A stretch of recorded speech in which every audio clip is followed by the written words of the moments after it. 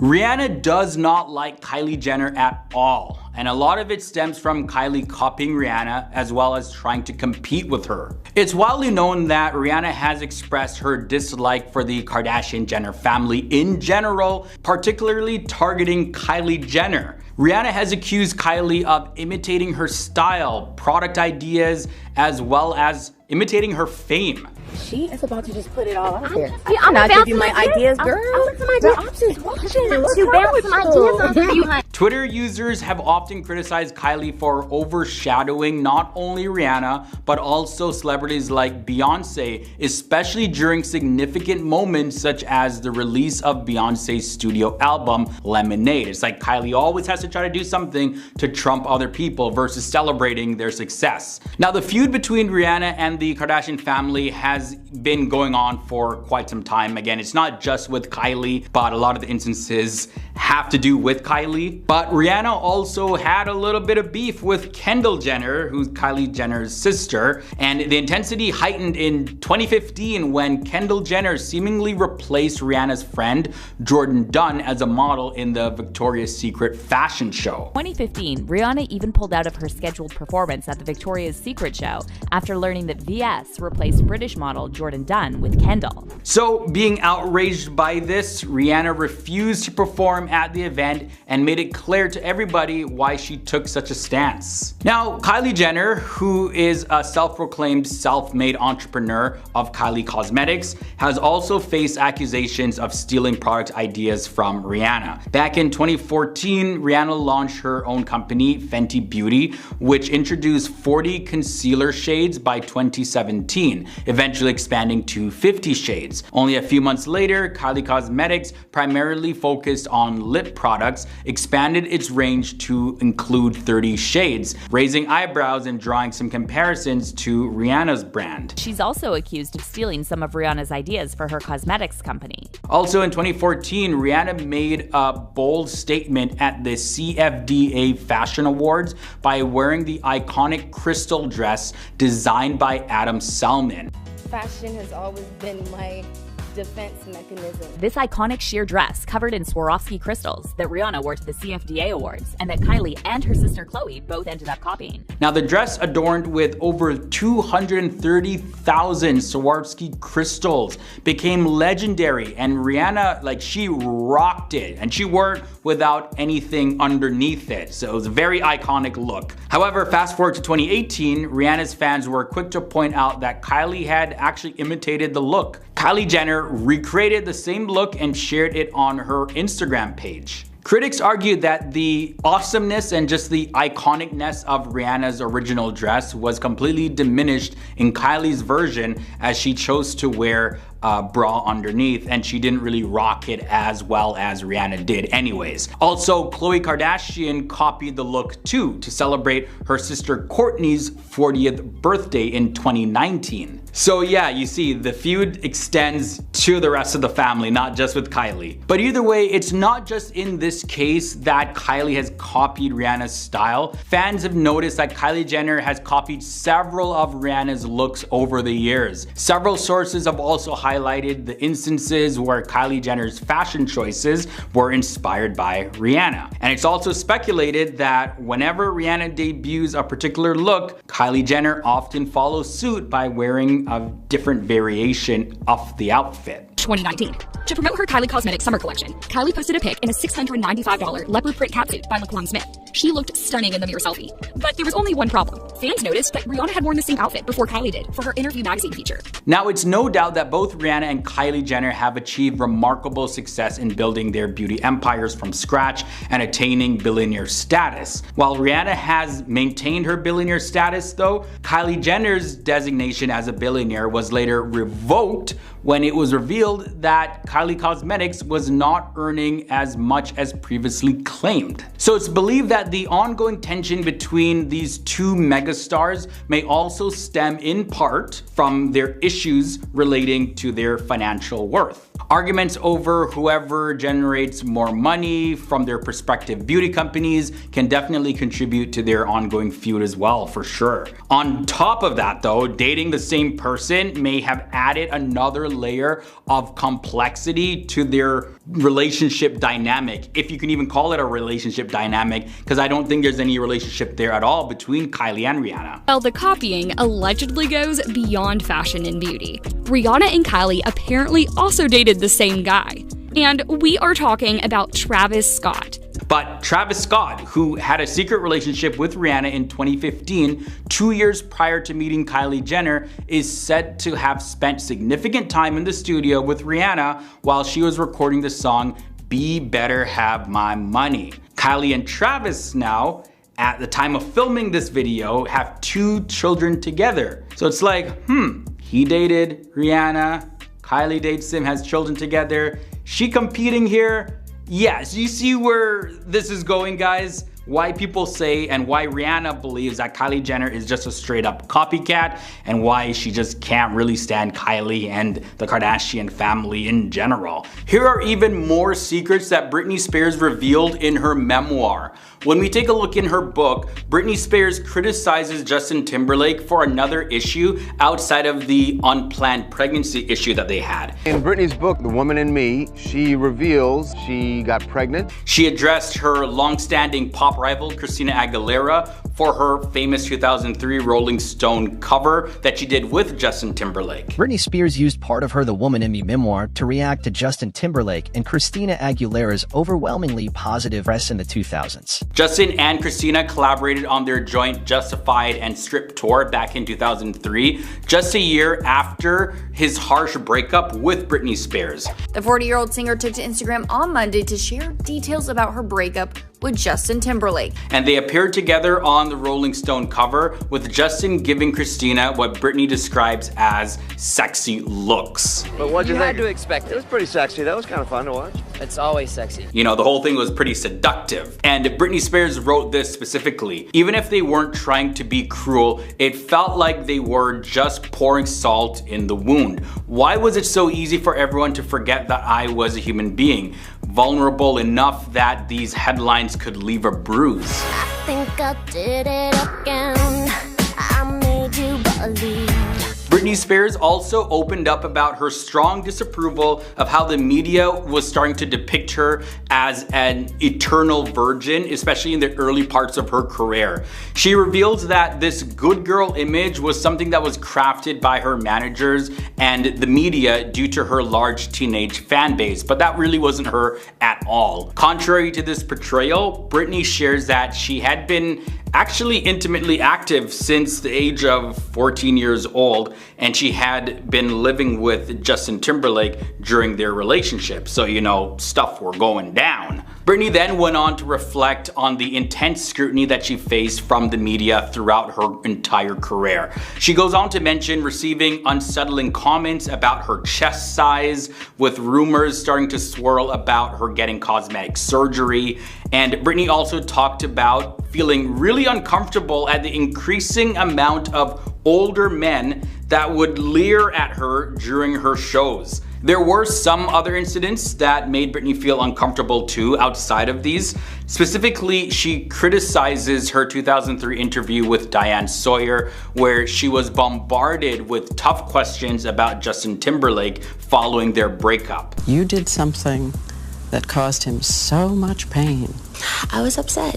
Britney feels that she shouldn't have been compelled at all to discuss personal matters on national TV, especially in front of a stranger who seemed relentless in her questioning, which made her burst into tears. Britney had even mentioned that she wasn't even prepped on what questions were going to be asked in the interview, so she was completely unprepared and just did not expect the interview to go that way. Regarding another interview experience, Britney criticizes Ryan Seacrest for his interview approach during her 2007 appearance on his live radio show. Instead of promoting her album, she was bombarded with questions about her children, Jaden and Preston, and that took her off guard. It was like, what? Why are you talking about my kids? I don't want to talk about them. That's private stuff. Speaking of her kids though, Britney Spears did talk about her struggles with perinatal depression after the birth of her first son. She openly admits that she was so distressed, she fell into depression, that she didn't allow her mom to hold him for 2 months after his birth. And here's an excerpt of what Britney wrote in her book about this. "I got a little depressed once I was no longer keeping them safe inside my body. They seemed so vulnerable out in the world, jockeying paparazzi and tabloids. I began to suspect that I was a bit overprotective when I wouldn't let my mom hold Jaden for the first 2 months." Also, after her conservatorship began, Britney says that her life was meticulously controlled, almost like putting parental controls on someone's iPhone. And any resistance that she may have put up was just completely ignored. It was shut down, almost like she didn't exist. Whatever she wanted, yeah, nope, who cares what you want? She also made a note of a 2016 TV interview where she discussed the conservatorship, but this discussion was actually cut from the final broadcast. And there have been some speculations that suggest that this interview was with the UK's Jonathan Ross show. We're about to look at the biggest secrets exposed in the House of Kardashian docuseries. The Kardashian women, they are superior to rich men now. Kris Jenner, who's portrayed as both ambitious and controlling in the first episode of the House of Kardashian, is seen as the driving force behind her family's rise to fame. Her ambition reportedly grew during her marriage to Robert Kardashian Sr. And according to Robert's cousin, Joan Agajanian Quinn, Kris desired to be a mother but wasn't content with being a housewife. The shift towards fame and fortune came after her divorce from Robert and her relationship with Bruce Jenner, now known as Caitlyn Jenner. I was totally impressed with her intelligence, her sense of style, the way she lived her life. And post-divorce, Kris played a pivotal role in revitalizing Caitlyn's public speaking career, urging her to part ways with her manager and take charge of negotiations. Described as charming yet tough in business dealings, Kris skillfully secured lucrative deals for Caitlyn Jenner. So I got a call from Caitlyn's friend Sophia. And despite controlling their finances, Caitlyn appreciated the business dynamics of their relationship, where Kris's savvy complemented Caitlyn's name recognition. Kris wanted to be more than just a housewife. Again, at the time, she was known as Bruce Jenner, who was an Olympian. Their collaboration, of course, proved to be very successful, and it created a strong business team, as well as it helped to reinforce their romantic relationship. There have also been several reports about the awareness of Caitlyn Jenner's gender dysphoria within the Kardashian family, particularly with Kris Jenner, and these reports have varied over the years.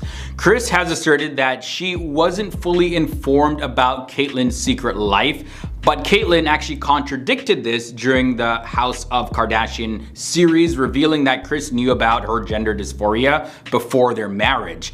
And Caitlyn described a brief conversation about her situation, emphasizing that she had moved on from that phase. There were some sources close to Kris that countered Caitlyn Jenner's claims, stating that Kris learned about Caitlyn's decision to transition from executives and not Caitlyn directly. However, previous statements by Kris suggest knowledge of Caitlyn experimenting with gender-affirming medication. Then their daughter, Kendall Jenner, in contradiction to her mother's stance, asserted in 2016 that Kris was fully aware of Caitlyn's gender dysphoria by their third date.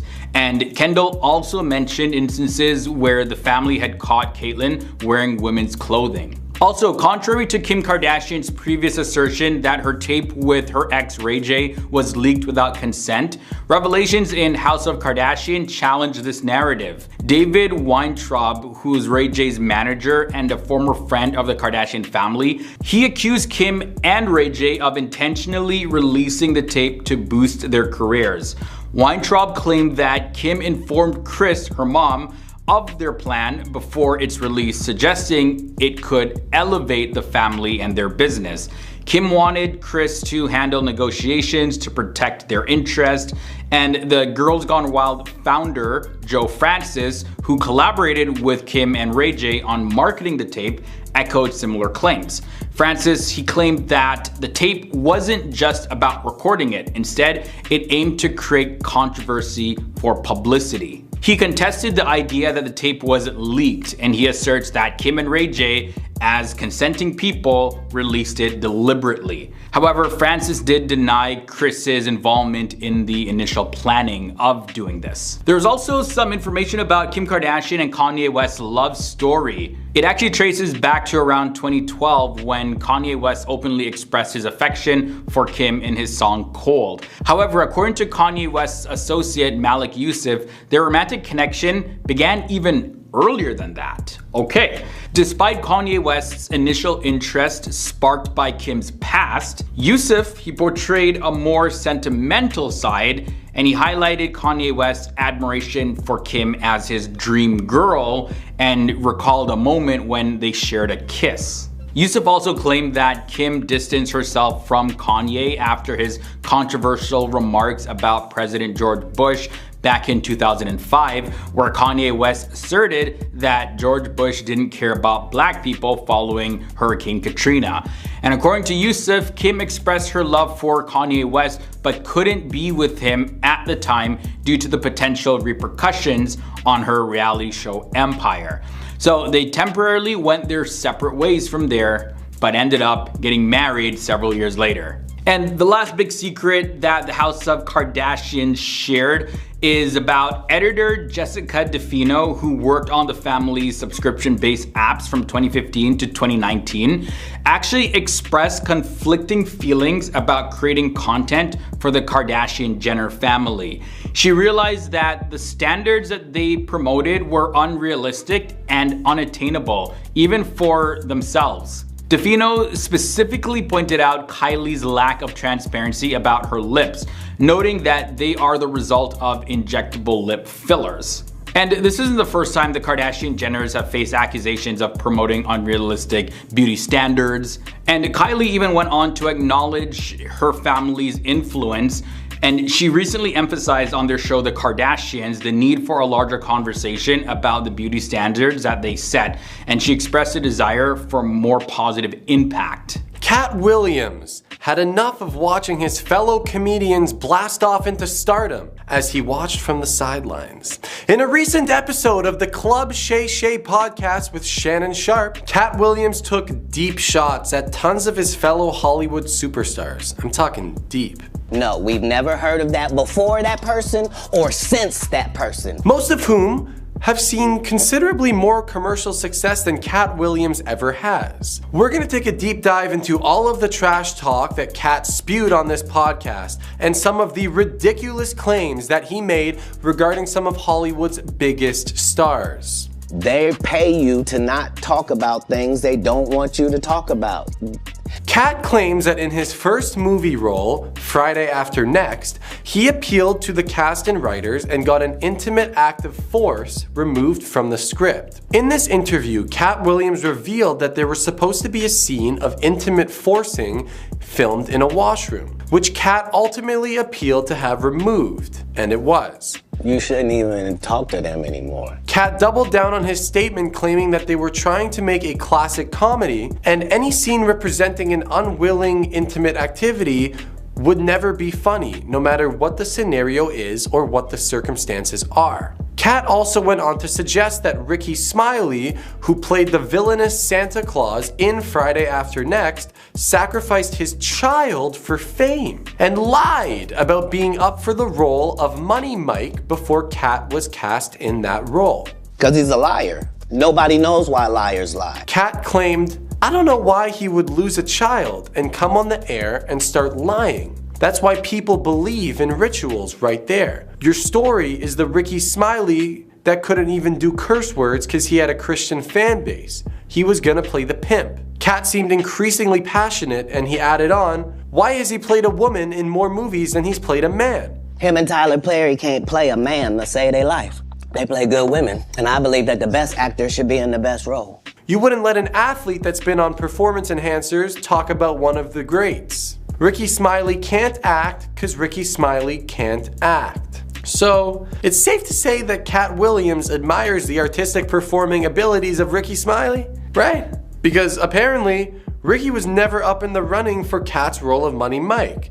And according to Ice Cube, who you all know as Ice Cube, who also starred in the movie and happened to be a writer and producer, there was never actually that explicit scene in the script. So what exactly is Katt Williams talking about? Ice Cube quoted in a self-filmed Twitter post, "I would never shoot that scene in a movie, especially Friday, where you actually see this happening on camera. That just ain't my style." Ice Cube added on saying that Ricky Smiley was up for the Money Mike role, but Katt did happen to be a much better fit. Katt then stated that he put in his contract for the film that Ricky Smiley would have to wear a dress if they ever appeared in the same movie again. Katt also managed to throw some shade at Tyler Perry in the process, where Katt Williams quoted, "He was so egregious. I put in my contract that I wouldn't work with Ricky Smiley again unless he's in a dress." Katt said, "Now, what was Ricky Smiley's next movie? Was it First Sunday?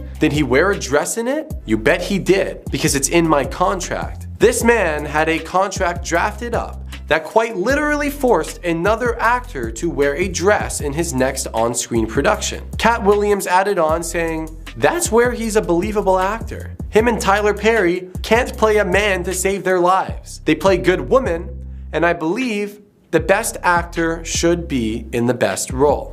Oof. That's where he's a believable actor. Him and Tyler Perry can't play a man to save their life. Ricky already responded to this claim on his morning show, in which he denied that there was ever any such contract. He also says that the director David E. Talbert personally asked him to portray the role in the film, which also happened to be produced by Ice Cube as well. Katt Williams moved on and declared that veteran rapper and actor Ludacris joined the Illuminati to secure his Fast and Furious deals. Yes, you heard me right.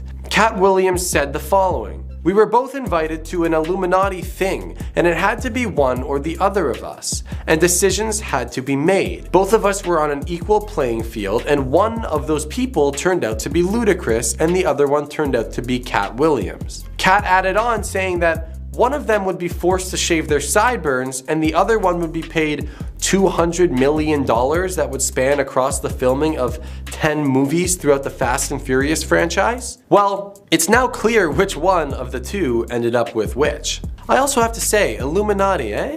All this Illuminati talk sounds like it could have something to do with the Illuminati.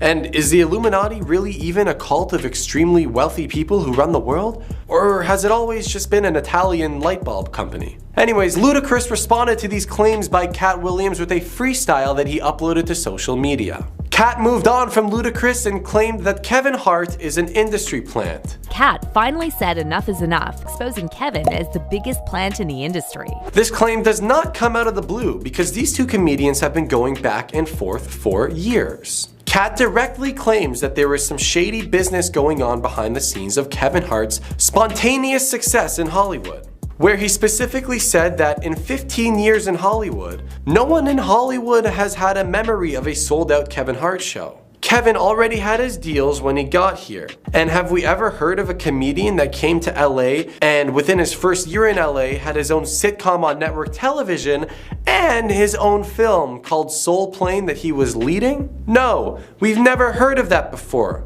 Katt then questioned, "What do you think a plant is?" Maybe people don't understand the definition of these words. Well, to my best knowledge, the definition of a plant is a multicellular, typically photosynthetic organism belonging to the kingdom Plantae. Plants include a variety of organisms, such as trees, flowers, shrubs, grasses, and mosses. But hey, that's just according to ChatGPT. After that, Katt claimed that Kevin was a gatekeeper who let Tiffany Haddish into the comedy game. Katt quoted on the show, "They tell you there's no gatekeepers, but we keep seeing the same person open the gate. Didn't Kevin let Tiffany in?" Tiffany responded to Katt's claims during a comedy performance where she calls Katt out on the lies that he was supposedly spewing up. But hey, Katt doesn't just stop there. No, no, no, no.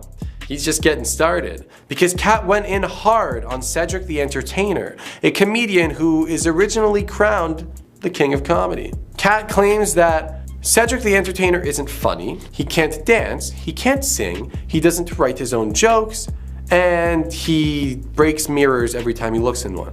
Oh no, he didn't say that last part, I just made that up. But Katt added on, claiming that if Cedric the Entertainer was capable at doing anything entertaining, then by now he would have a special on Netflix or Tubi. But his specials are so bad, yes, he said this, they're so bad that Netflix refuses to host any of his specials. Perhaps these claims or this anger from Katt Williams comes from a place of inner jealousy towards Cedric, because Katt claims that Cedric stole one of Katt's best jokes for his Kings of Comedy tour back in the 1990s. Katt also claims that Cedric came backstage after one of Katt's performances to praise Katt for this certain joke and tell him how much he loved the joke, just to end up stealing the joke as a show closer for one of his own performances. But enough with this comedian, because Katt went on to trash Steve Harvey next. And you all know Steve Harvey, the man who's notoriously known for his above average abilities at correctly reading cue cards and not announcing the wrong winners for major fashion shows, right?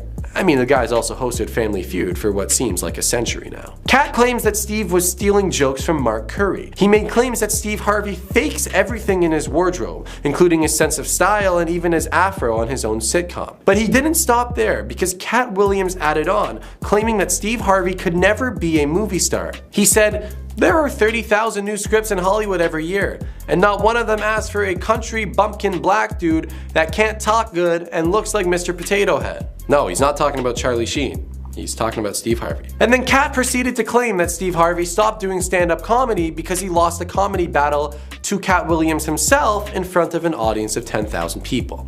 And then Katt moved on to Kanye West, claiming that because of all of Kanye's mental illnesses, he should actually be held accountable by the media in a different way. Katt claimed that society put Kanye West on a pedestal, letting him call himself Yeezus and letting him think that he was a god. Katt also went on to trash talk Kim Kardashian, calling her a very derogatory term and putting Kim on blast, claiming that Kanye married her knowing what Kim was, so he shouldn't have been surprised. Does Will Smith like men? This is what everybody wants to know. Now, Jada Pinkett Smith, she talked about all of these rumors surrounding her and Will Smith and their marriage, and this was during an interview with Hoda Kotb. Now, I'm just out of it because I'm really worried about. Will and Jada have faced tons of rumors over the years, like them being attracted to people of the opposite gender, as well as them being swingers and also having an open marriage. They're both bisexual, they do weird things in their house. But Jada, in response to all of this, all of the rumors, she completely shut down the rumors, and this is what she said. "I definitely can understand why there would be misunderstandings,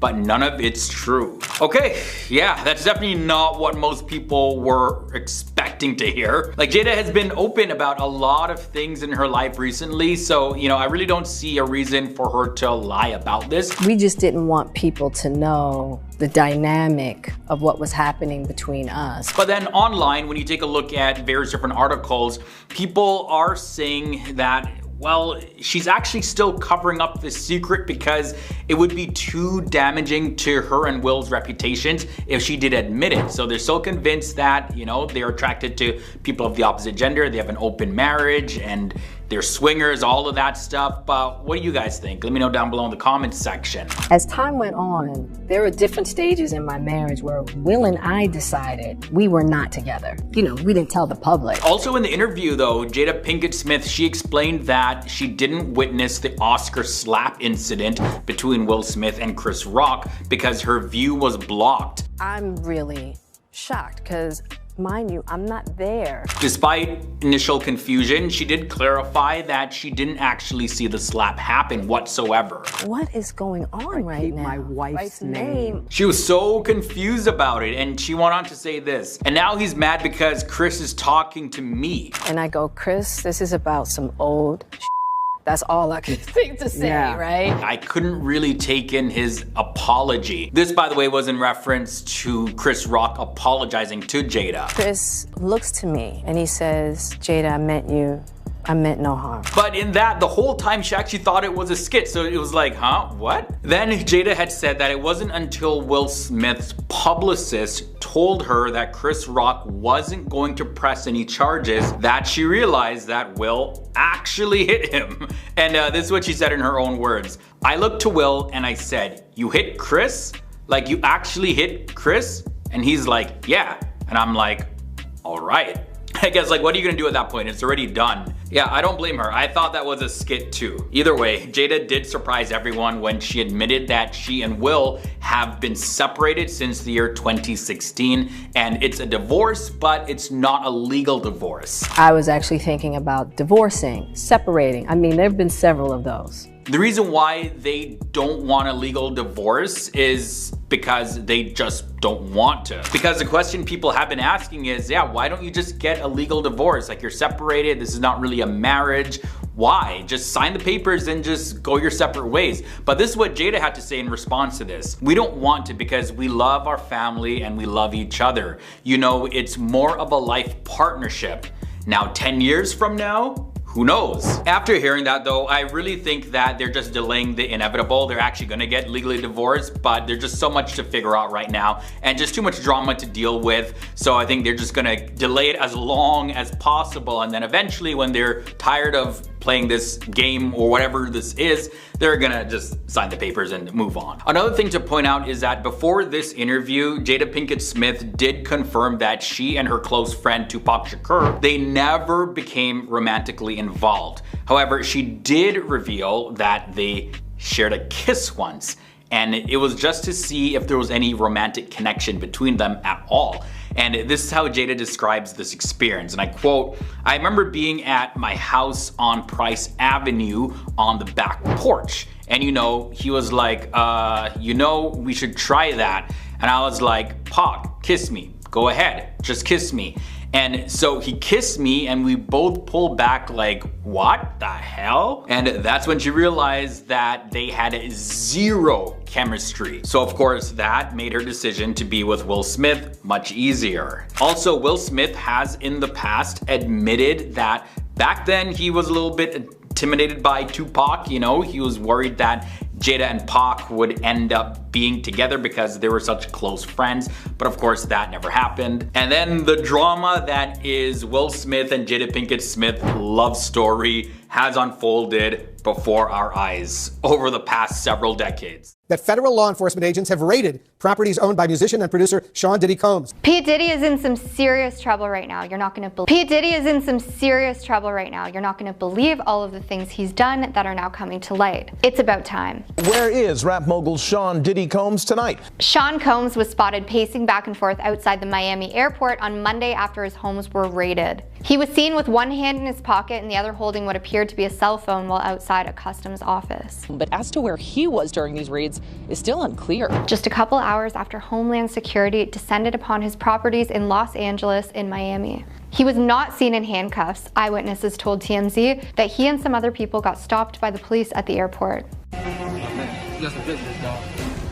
Diddy's homes were swarmed by federal law enforcement agencies in possible connection with an ongoing investigation that Diddy was involved with some horrendous stuff. Raiding the mansion as part of a federal investigation into trafficking. According to video footage obtained by Fox 11, Homeland Security arrived at his properties readily prepared for anything. They were later seen taking several men out of the homes in handcuffs. I'm serious about love, y'all. I'm all in on love. I decided I'm just gonna be love all the way. I personally think, and some people may not agree with me, that Diddy has been getting away with too much for too long. The things he has done are deplorable. Man or woman, you aren't safe from this dude. Maybe 5 or 6 girls outside, some leaving, some not. Some people have even said that he is the one who put out the hit that got Tupac. Diddy's two sons, Justin and King, were apparently questioned by authorities, but Diddy was not seen on either premise at the time of the raids. The raids came after several lawsuits were brought against him, and that includes some pretty horrible things that I can't even repeat due to the possibility of being reported. Accusing him of trafficking and sexual assault. And recently, Diddy's former producer and videographer, Rodney Lil Rod Jones, claimed that Diddy repeatedly physically mistreated him over a 10-month span while he was working on the rapper's album. Several other women have made claims similar, including Diddy's ex-girlfriend Cassie, who's been so brave in speaking out. This comes as Diddy faces legal troubles, including a lawsuit filed by ex-girlfriend singer Cassie. As fans patiently wait for new details to emerge and the case develops, it's been no secret that Diddy has been having a difficult time in recent months after several lawsuits were filed against him. According to NBC News, these were made by singer Cassie, his ex-girlfriend, and good for her. It's good to know that he isn't going to get away with it. In the filing, Cassie depicts Diddy, who is head of her former label and then romantic partner, as luring her into what she first perceived a fatherly protective relationship. It turned out to be an actual nightmare. Once they entered a romantic relationship, Diddy and his inner circle allegedly controlled every aspect of her life. Diddy has denied those claims. Diddy successfully kept her under his thumb through his alleged tactics, which consisted of crazy things: damaging people's car, dangling a friend over a 17th floor balcony, and making her carry objects that she's not supposed to have in her purse. These are just some of the horrendous allegations. She never went to the police out of fear that it would just merely give Mr. Combs another excuse to hurt her. Diddy denied the allegations. Diddy has made no comment on social media, but is trending on X as fans discuss the situation. So thank you guys so much for sticking around till the end of this video. I know this information was a little dark. If you wanted to explore it more, I encourage you to look into it, as we were limited in what we could say here. Let's just say Diddy has done some really awful things, and some things are still not yet uncovered. We can't really disclose,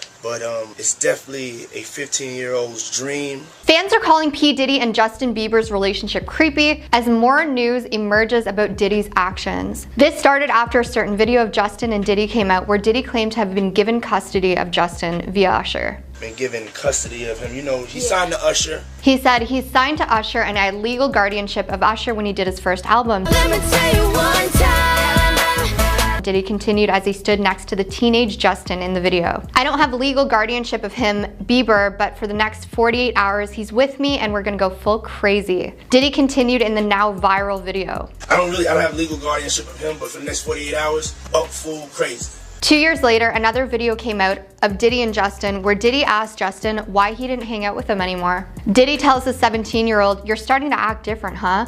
You ain't been calling me and hanging out the way we used to hang out." Starting to act different, huh? You ain't been calling me and hanging out the way we used to hang out. Well, I mean, you try to get in contact with me, through all my, partners and whatnot, but you never really got my number. So want my number? Justin responded. It seems that the two were able to exchange numbers and remain in touch over the years. Well, you try to get in contact with me, through all my, you never really got my number, so. Justin has yet to comment on the raids that occurred at Diddy's houses. Diddy's houses in Miami and Los Angeles were raided by Homeland Security. A statement from law enforcement to the Mirror about the raid read, "Earlier today, Homeland Security Investigations New York executed law enforcement actions as part of an ongoing investigation with assistance from HSI Los Angeles, HSI Miami, and our local law enforcement partners." Diddy's Los Angeles and Miami mansions raided by SWAT teams. We will provide further information as it becomes available. Aaron Dyer, Diddy's lawyer, told the Mirror in a statement there was a gross overuse of military-level duties as search warrants were executed at Mr. Combs' residences. There is no excuse for the excessive show of duties and hostility exhibited by authorities the way his children and employees were treated. He added, "This unprecedented ambush paired with an advanced coordinated media presence leads to a premature rush to judgment of Mr. Combs and is nothing more than a witch hunt based on meritless accusations made in civil lawsuits.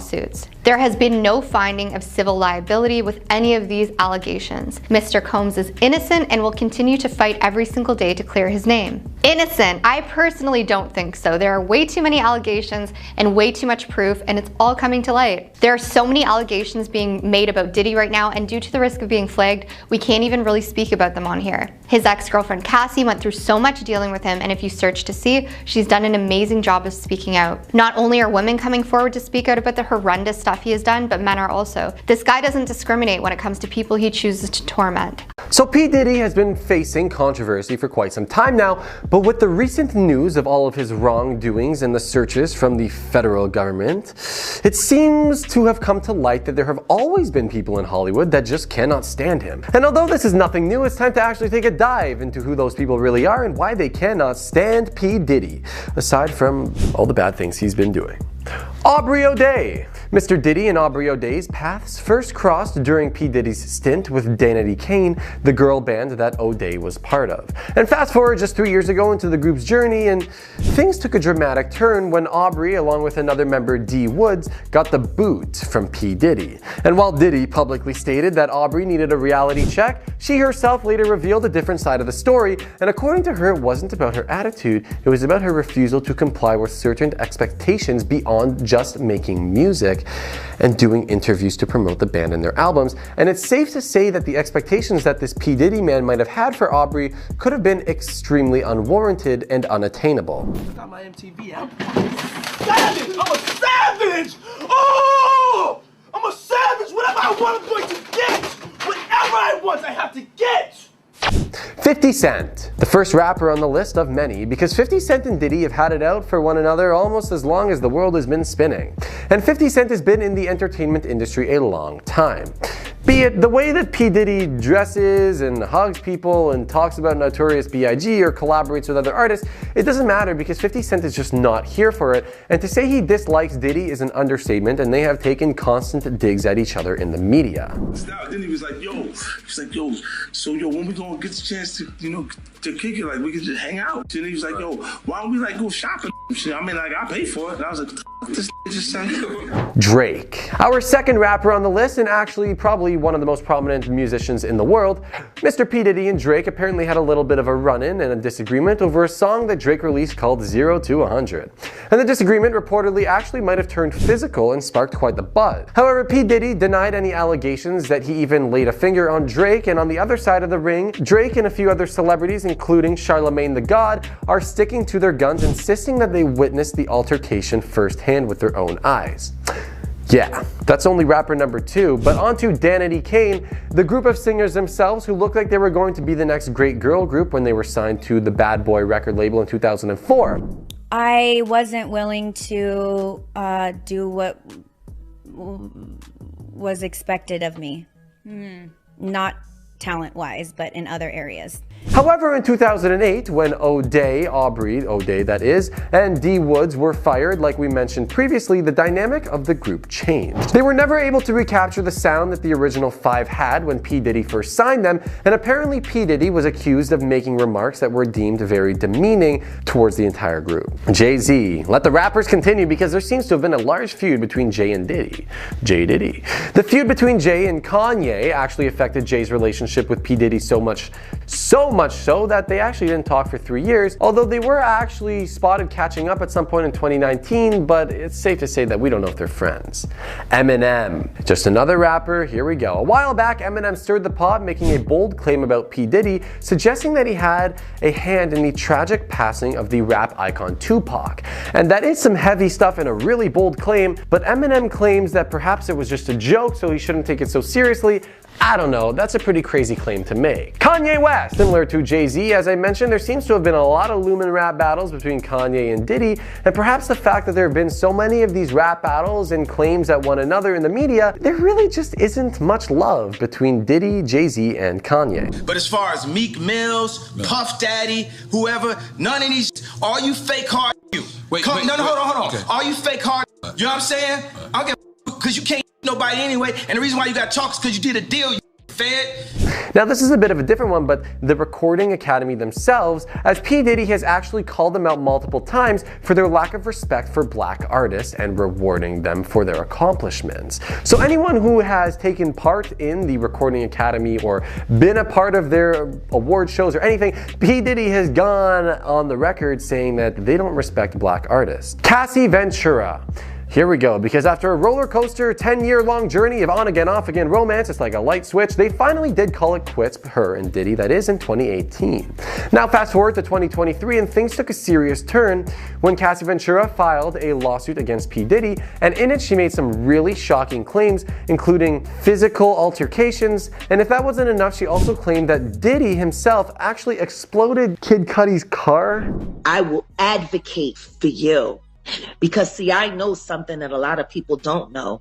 I know that you and Kim Porter had a sit down right before she left us. Wendy Williams. Back in the 90s, when Wendy Williams was ruling the airwaves as the radio host of a generation, she made some waves by suggesting that P. Diddy might be attracted to the same gender. And while needless to say, that didn't really sit too well with the man himself because he self-proclaimed to not be. In fact, Mr. Diddy was so irked and put off by Wendy Williams' comments that he reportedly got her fired from the station. And I don't know, talk about holding a grudge and talk about learning in the new age. Come on, Mr. Diddy, that ain't cool. And the tension didn't stop there because in 2015, Wendy Williams was at it again, this time taking aim at P. Diddy's relationship with none other than Cassie Ventura. And she was saying a lot of things, some things along the line that P. Diddy treated her like a possession more than a partner. Ouch. Her name was Wendy Williams, and she was practically burned at the stake for talking about sex. My thing about when you date a mogul is like he can hire a plane right now.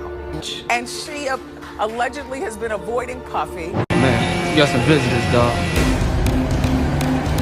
The P. Diddy scandal is out of control after his mansions were raided both in LA and Miami. Diddy's Los Angeles and Miami mansions raided by SWAT teams. And let me tell you, this isn't getting out of control because, well, for no reason. Just because he hasn't said anything yet regarding the situation at hand, these allegations against Mr. P. Diddy are Mr. P. Crazy. The home of rapper P. Diddy is being raided. Enough is enough. For the last couple of weeks, I've sat silently and watched people try to assassinate my character, destroy my reputation and my legacy, is what he wrote back in 2023. Several law enforcement agencies are raiding the home of hip-hop mogul P. Diddy. But get this, Prince Harry recently got caught up in a $30 million lawsuit involving Mr. Sean Diddy Combs. And these are some serious allegations regarding inappropriate actions. Prince Harry's name has been mentioned in court documents related to allegations. Sean Diddy Combs.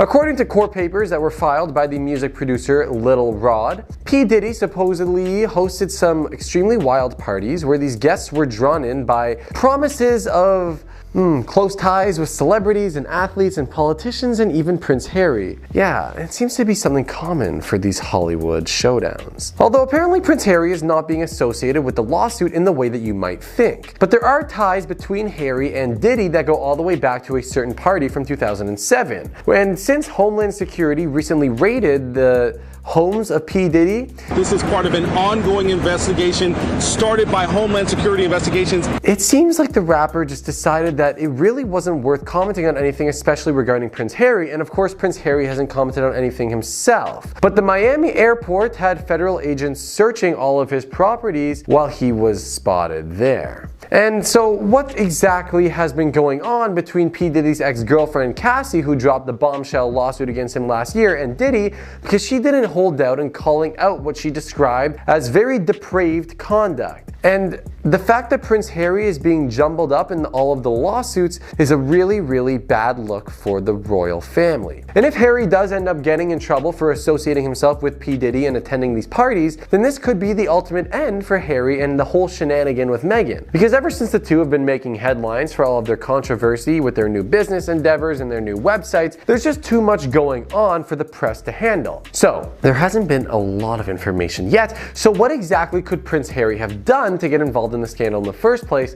I mean, we can only really speculate. But it's possible that there were some really serious and unlawful actions, perhaps some stuff that Meghan never even knew about. And it is also possible that since Harry's been hanging around all these Hollywood celebrities and all these specially regarded people, that he really is just actually partaking in the things that he really shouldn't be. And it's time to take a look at what the people are saying on the internet. Of course, it's my favorite segment here at FTD News, Pepe's Perspectives, where I, Pepe, take a deep dive into what you guys are saying on the internet. This person says this is so irresponsible. Colloquially being named in a lawsuit means being named as a defendant. Yeah.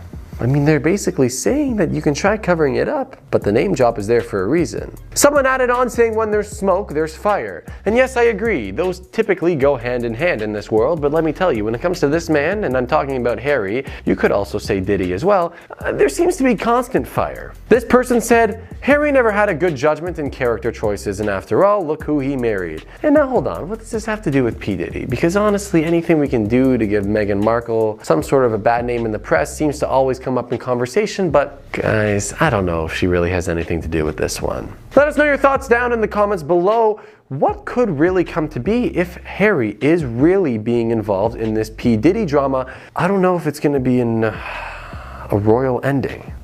There's a conversation. Hold up. There's several conversations. There's a conversation. It's been 3 years since the infamous Meghan and Harry interview with Oprah Winfrey. You know, the interview where the Duke and the Duchess of Sussex sat down and exploited the entirety of the royal family. Kate was called Waity Katie, waiting to marry William. Well, apparently most of their claims were all lies, but just how much of that is true? Piers Morgan claims that almost all of their claims were lies. lies. See, when Oprah asked Meghan if she'd been silenced by the royal family, Meghan revealed that she has indeed been silent, adding on that she was told by the Queen and the rest of the royals to always answer no comment whenever being asked anything by the press. Look, I was really ashamed to say it at the time. Piers Morgan was quick to shut down the idea, as he exclaimed, "This idea that Meghan Markle was silenced doesn't really make sense. Meghan Markle made 73 public appearances, many of which she spoke at during her extended period of being silenced." Another lie apparently came from Meghan claiming that her and Harry had actually gotten married in a private wedding at the Archbishop of Canterbury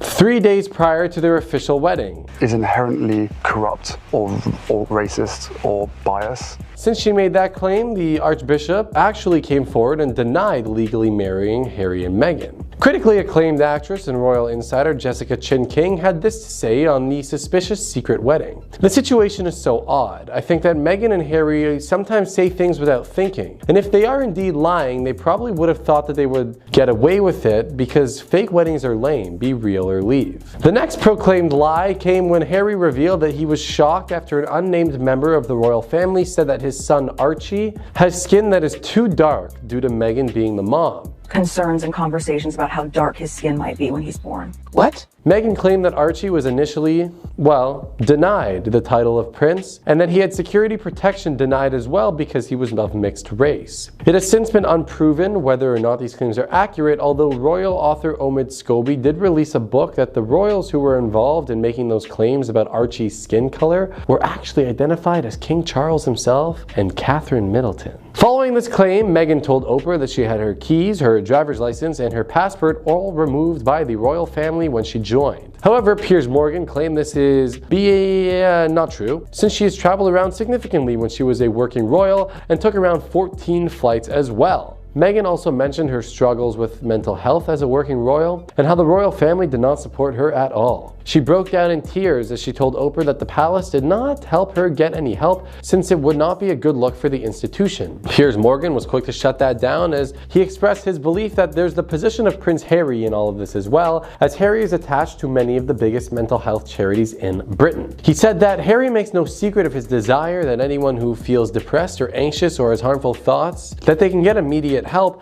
and yet here was his own wife who says she was constantly feeling terrible about her life and Prince Harry never sought to get help? I find that very hard to believe, frankly. Additionally, in the interview, Meghan and Harry claimed that they had no intention of working with anything related to the television industry, and then they followed up by signing on with Netflix to record a whole show for $100 million. Yeah, yummy, yummy. I'd go back on my work for $100 million too, Meghan. And last but not least, she said that her son Archie was denied 24/7 protection because he wasn't a prince, but it's since emerged that not all titled royals are guaranteed security that's paid for out of the public purse, and only the most prestigious royals get security funded by the Treasury. Buckingham Palace is perpetuating falsehoods about her and Harry. Relations between the royal relations were bad enough already. Family drama is erupting. CBS has now released another teaser. Well, this is truly shocking. Looks like Meghan has had enough time to sit with her exit that now she is actually feeling guilty about the whole feud she started alongside Harry. Let's see the details. A report claims that Meghan Markle is regretful over the ongoing royal estrangement. The Duchess of Sussex apparently wants to make peace with Kate Middleton even though she is genuinely hurt by their rivalry. The Princess of Wales was last seen by the Suits alum at Queen Elizabeth II's funeral in September 2022. Since then, she has not been back to London. Insiders assert that Markle is prepared to permanently put an end to the relationship, despite the fact that she hasn't seen Princess Kate since learning of her cancer diagnosis. She desires to patch things up with Kate. She wants them to have no ill will towards one another, a source told In Touch. Meghan's friends say she regrets how things went down, and she never meant any harm to Kate, though she must realize she could have done things differently. Meghan's been going out of her way to show concern for Kate in this difficult time, the insider added. According to reports, Meghan is still getting over the royal divide between the two camps. Prince Harry is more willing to move on, let's just say that. A source told The Express recently, adding that the mom of two would still like to talk things through with the Windsor clan. It's not a case of Meghan being difficult. She genuinely feels hurt and would like some kind of sit down to hash things through. But that's not something the other side is willing to consider at this time, so says the insider. It appears that expectations of a reconciliation are unrealistic at this point, despite Markle's purported wish to get back in touch with the firm. Grant Harold, a former royal butler for King Charles, claims that too much damage has been done for things to return to their previous state. Harry caused damage and broke down trust, Harold exclusively told the Post. It's difficult when you're a future monarch. The pair signed up for a number of tell-all ventures shortly after relocating to Montecito, California, and each one unveiled shocking information regarding the ongoing schism between the two camps. Following their conversation, Markle and Harry released their 6-part Netflix documentary. Not surprisingly, their relationship with the royal relatives has not improved despite the lucrative initiatives. The only way the Sussexes may be accepted back into the royal family, according to Harold, is if Harry issues a formal apology to all of the damage that his controversial memoir, Spare, caused. That being said, a royal specialist has stated that Harry intends to release his second memoir once his estranged brother, Prince William, succeeds to his father, King Charles III. Can't believe he has a second memoir ready. Who does that? Meghan in their flop era. They're losing their high-powered friends. Meghan Markle has had numerous fallouts with her friends, left, right, and center. She used to be a serious social butterfly, but apparently what comes with that is a whole lot of drama. The people close to Meghan still have wonderful things to say about her, but there are a lot of friendships she lost due to circumstances like arguments or outgrowing people. I'm going to be taking you through some of Meghan's old friendships that didn't really work out for her. Everything is temporary. Meghan had a super close relationship with her Suits co-stars, and that's probably what intrigues fans the most due to how close-knit they were before Meghan went on to the royal life. People couldn't help but wonder if she's still in contact with Sarah Rafferty, Gina Torres, Gabriel Matt, Rick Hoffman, and her on-screen husband, Patrick J. Adams, especially since they all turned up to the royal wedding. Unfortunately, they're no longer as close as they used to be. There wasn't exactly a falling out with this group, but apparently none of them talk at all anymore, even though they were besties in the past. Meghan Markle fans probably know that Jessica Mulroney was one of her original best friends. One of my closest girlfriends is here, Jessica Mulroney.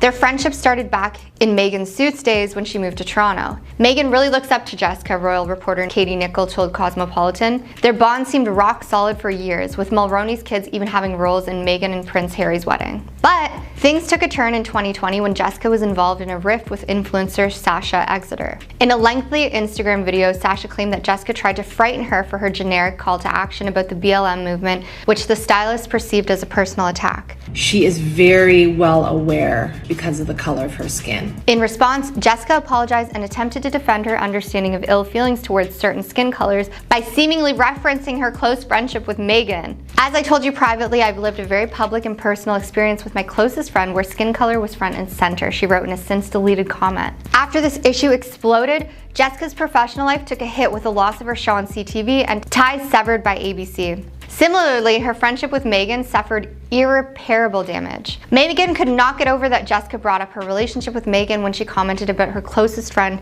in the discourse with Sasha, a source told Us Weekly. That was hugely offensive to Meghan and the deciding factor for her. Meghan considers the relationship to be done. The only wrong thing to say is to say nothing.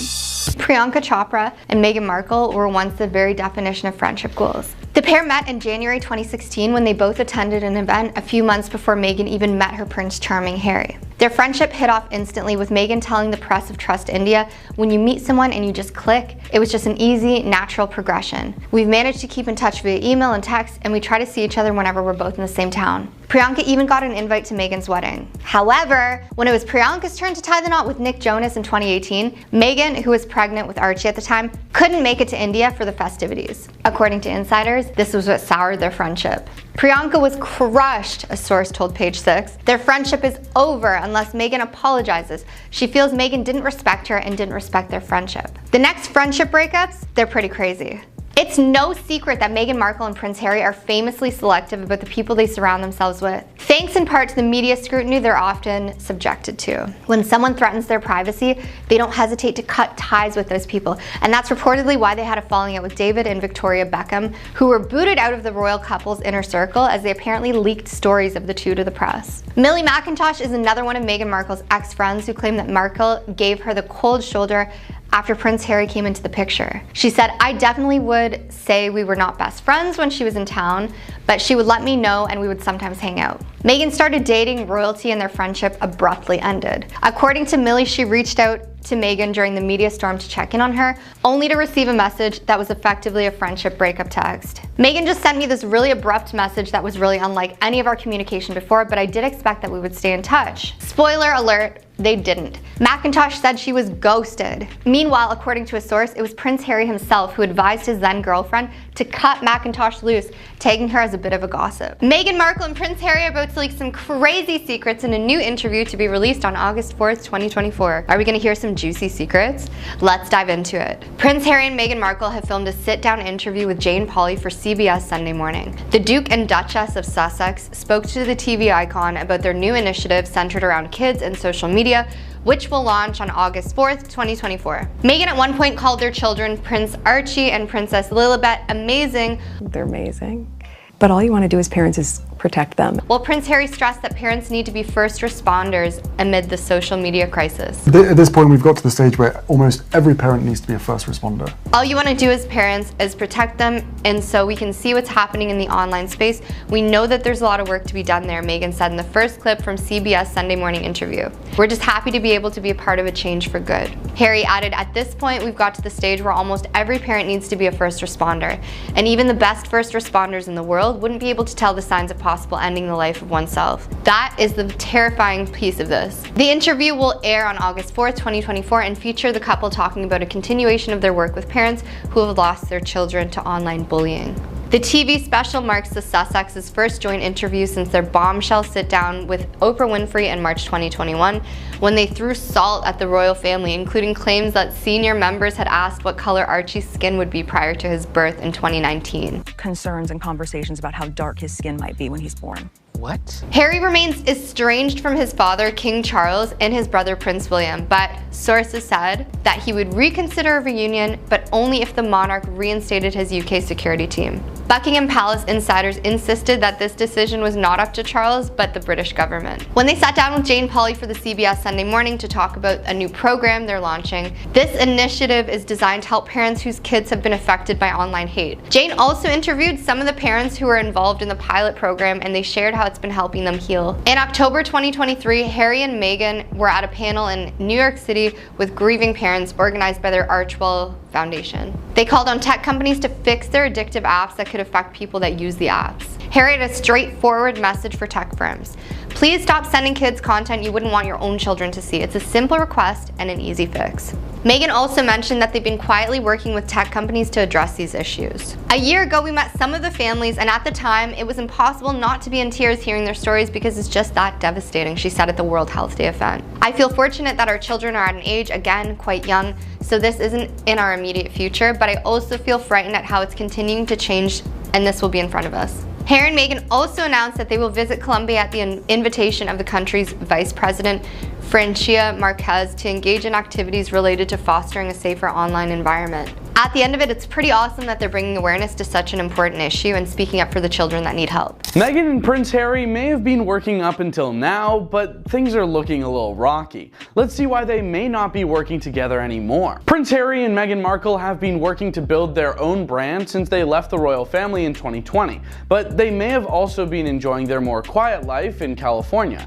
But it looks like things are getting worse for the couple. After their Spotify exclusive agreement ended, tensions increased. Harry received criticism for his fame, and there were rumors that their Netflix partnership was in jeopardy. The Duchess and Duke of Sussex have persevered through many challenges and maintained their unity, as demonstrated by their Netflix series, appearances in public, and combined participation in the Invictus Games. However, it appears that their relentless pursuit of success on their own may be paying off, as a source claimed that the couple is not working together for the first time in a long time, with a growing rift purportedly forming between them. This has been such a challenging few months for Meghan and Harry, and the pressure they are under is immense. They feel they are constantly under attack. When they first left the royals, they had so much support, and that support seems to be dwindling over time, and they're facing increasing criticism, an informant asserted, reports OK. Harry has been really hurt by the backlash over his award nomination, and Meghan is still reeling over the Spotify axe, as she loved doing that podcast and she knows people want her to fail with her next project, so there's quite a lot of tension in the house at the moment. There's a growing rift between Harry and Meghan, caused by Meghan's increasing concern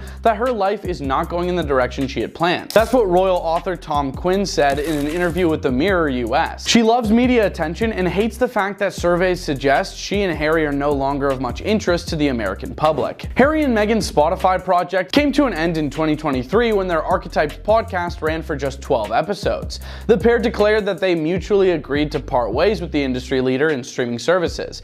Meghan signed a contract with Lemonada, a brand new, dynamic new podcast, in an attempt to recover. It appears to have encountered a problem though, since rumors say that its launch may be postponed until 2025. Harry recently came under fire for winning the Pat Tillman Award for his work establishing the Invictus Games, which he assisted in founding in 2014. This has added to the couple's difficulties. Despite more than 70,000 signatures on a petition asking ESPN to reevaluate the award and in praise of Harry's incredible efforts, the sports broadcaster stuck with their decision. Following their departure from the royal family, the pair also signed a 5-year contract with Netflix. However, it is unknown if this agreement would be renewed. In the meantime, Meghan is getting ready to debut her own Netflix series alongside her lifestyle brand American Riviera Orchard, a decision that has already drawn criticism from viewers. A presenter on Sky News expressed her opinion to viewers bluntly, saying, "It sounds bloody awful." Although Meghan's new business was revealed in March and had an official website, fans are still waiting for the products to be available. Tom further told the Mirror US, with rumors swirling that the couple's Netflix contract could be in jeopardy, coupled with the ridicule that met the launch of her online brand, Meghan feels very much under attack. There are concerns about whether they are genuinely operating as a single front when the pressure from their project starts to take its toll and grows. The insider revealed that they are both so hell-bent on proving everyone wrong that for the first time in a long time, of course they're incredibly supportive of each other, but they need to succeed to fund their extravagant lifestyle and they need the public support. Prince Harry and Meghan Markle may have projects in the works, but a source says a makeover is required for the growth of the Sussex brand. They revealed the royals have really turned things around and are very popular again, and Meghan in particular is determined for them to be number one. They know they can't go on like this as it's starting to affect their brand and they are going to make changes. The insider continued, however, they now have to show off their other talents to become the global success that they so desperately want, but they have a lot to overcome. Meghan Markle won't be joining Prince Harry on an upcoming trip across the pond. I hope you're caught up with the royal beef, because this is a 20v1 against Meghan Markle, and now that she isn't visiting the UK with her husband Prince Harry, things could either calm down or the heat could be blazing. Let's check it out. Use this fork, don't do this. Doesn't happen. A huge sigh of relief has been expressed by Kensington Palace over Meghan Markle and her husband Prince Harry's decision to forego a trip back to the UK, according to a royal expert. On May 8th, the Duke of Sussex is scheduled to attend a special service at St. Paul's Cathedral to commemorate the 10th anniversary of Harry's groundbreaking sports tournament for former service members, the Invictus Games. Harry established the competition back in 2014. According to sources, when Prince Harry requested a meeting with his father, King Charles, the monarch reportedly replied with just 4 words: "If he is able." And since Harry is now anticipated to travel alone to England without his spouse Meghan, Harry's coming back to England, Meghan's not. A royal analyst asserts that sources at Kensington Palace, where Prince William and Princess Kate reside, are feeling a little relieved. I actually kind of feel bad for Prince Harry. Imagine making that many enemies in your own family and then traveling there without the one person who took your side in the beef. He's gotta be lonely. I wonder what would have happened to us had we not gone out when we did. While her husband travels and attends the service to provide a reading, Meghan will stay in California in order to take care of the couple's 2 children, Prince Archie and Princess Lilibet. The Duchess will probably stay behind. Author and royal analyst Tom Quinn has discussed the Duke of Sussex's impending trip to England in an exclusive interview with The Mirror. Quinn also touched on Meghan's decision to skip the event. Harry has made 2 solo trips to the UK in recent months. The Duke visited earlier this year after learning that his father had cancer. Look, I love my family. Next week, Prince Harry will return to the United Kingdom for the first time since his sister-in-law Kate Middleton made public her cancer diagnosis. Quinn mentioned this when he said, "One way to get through all the challenges surrounding these family reunions is to take solace from the shock of Kate's recent cancer diagnosis. The shock of maybe losing someone Harry previously referred to as the sister he always wanted will likely cause him to act in ways that he did before getting married. William detests the idea of seeing Harry again," he continued. "It's not the same with Kate. She thinks it would be far less awkward to meet Harry as long as Meghan isn't present." Which is why, at Kensington Palace, there was a huge sigh of relief when it was confirmed that Meghan would not be accompanying her husband to the UK. That's what Quinn revealed in a bombshell. William and Kate have always said that Meghan had an impact on Harry's transformation from a lovely but rebellious youngster to an irate young man. Although Kate backs her husband, she still views Harry as a disturbed little child in need of attention and unwavering affection. The Princess of Wales made the heartbreaking video revelation that she was receiving cancer treatment back in March. Her voice cracked with emotion as she talked about the huge shock of the medical development and the incredibly tough couple of months her family had gone through. Prince Harry and Meghan Markle released a public statement despite their ongoing separation with the royal family, and some experts claim that they also spoke privately with the Prince and Princess of Wales. The Sussexes' public show of support at the time read, "We wish health and healing for Kate and the family and hope they are able to do so privately and in peace." Shortly after releasing their statement to the public, it was also claimed that the Duke and Duchess of Sussex had reached out to William and Catherine in secret. Harry has reached out to his brother, despite their differences, according to Chris Shipp, the royal editor of ITV. Using Twitter, Mr. Shipp disclosed Prince Harry has reached out to his brother, Prince William, after learning of Kate's cancer. Harry and Meghan have both been in touch with their brother/sister-in-law, but did so privately. It is not clear if that was a phone/video call or some messages of support. Meghan Markle does not like Kate Middleton, and let me tell you, Meghan, the world has had enough. They just don't believe you much anymore, and this seems to be the end. The people are saying it's complete nonsense. Just an amazing surprise. And it seems like Kate has been the angel of the situation, but I just want to say, hold up one second. Do the people have a point?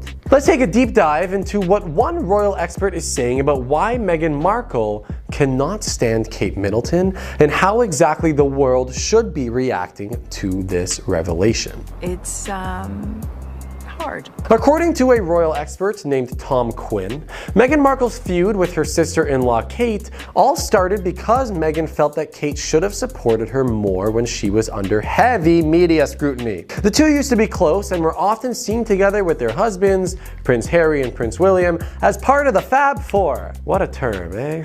The Fab Four. Kinda lame.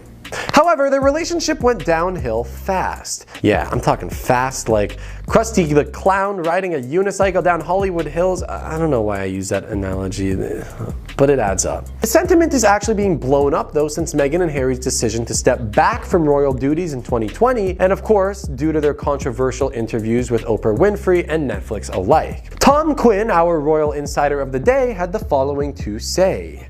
Rhymes. Meghan doesn't feel guilty about Kate because she feels that Kate should have been the one person in the royal family to back her up against every difficulty. Apart from anything else, Meghan knew Kate was an outsider, so she just couldn't understand why Kate always toed the royal line rather than supporting her. Meghan, the other outsider. And all I gotta say is, oof. Meghan saying that Kate was an outsider, I don't know. What do you guys think about that statement, Meghan considering Kate an outsider?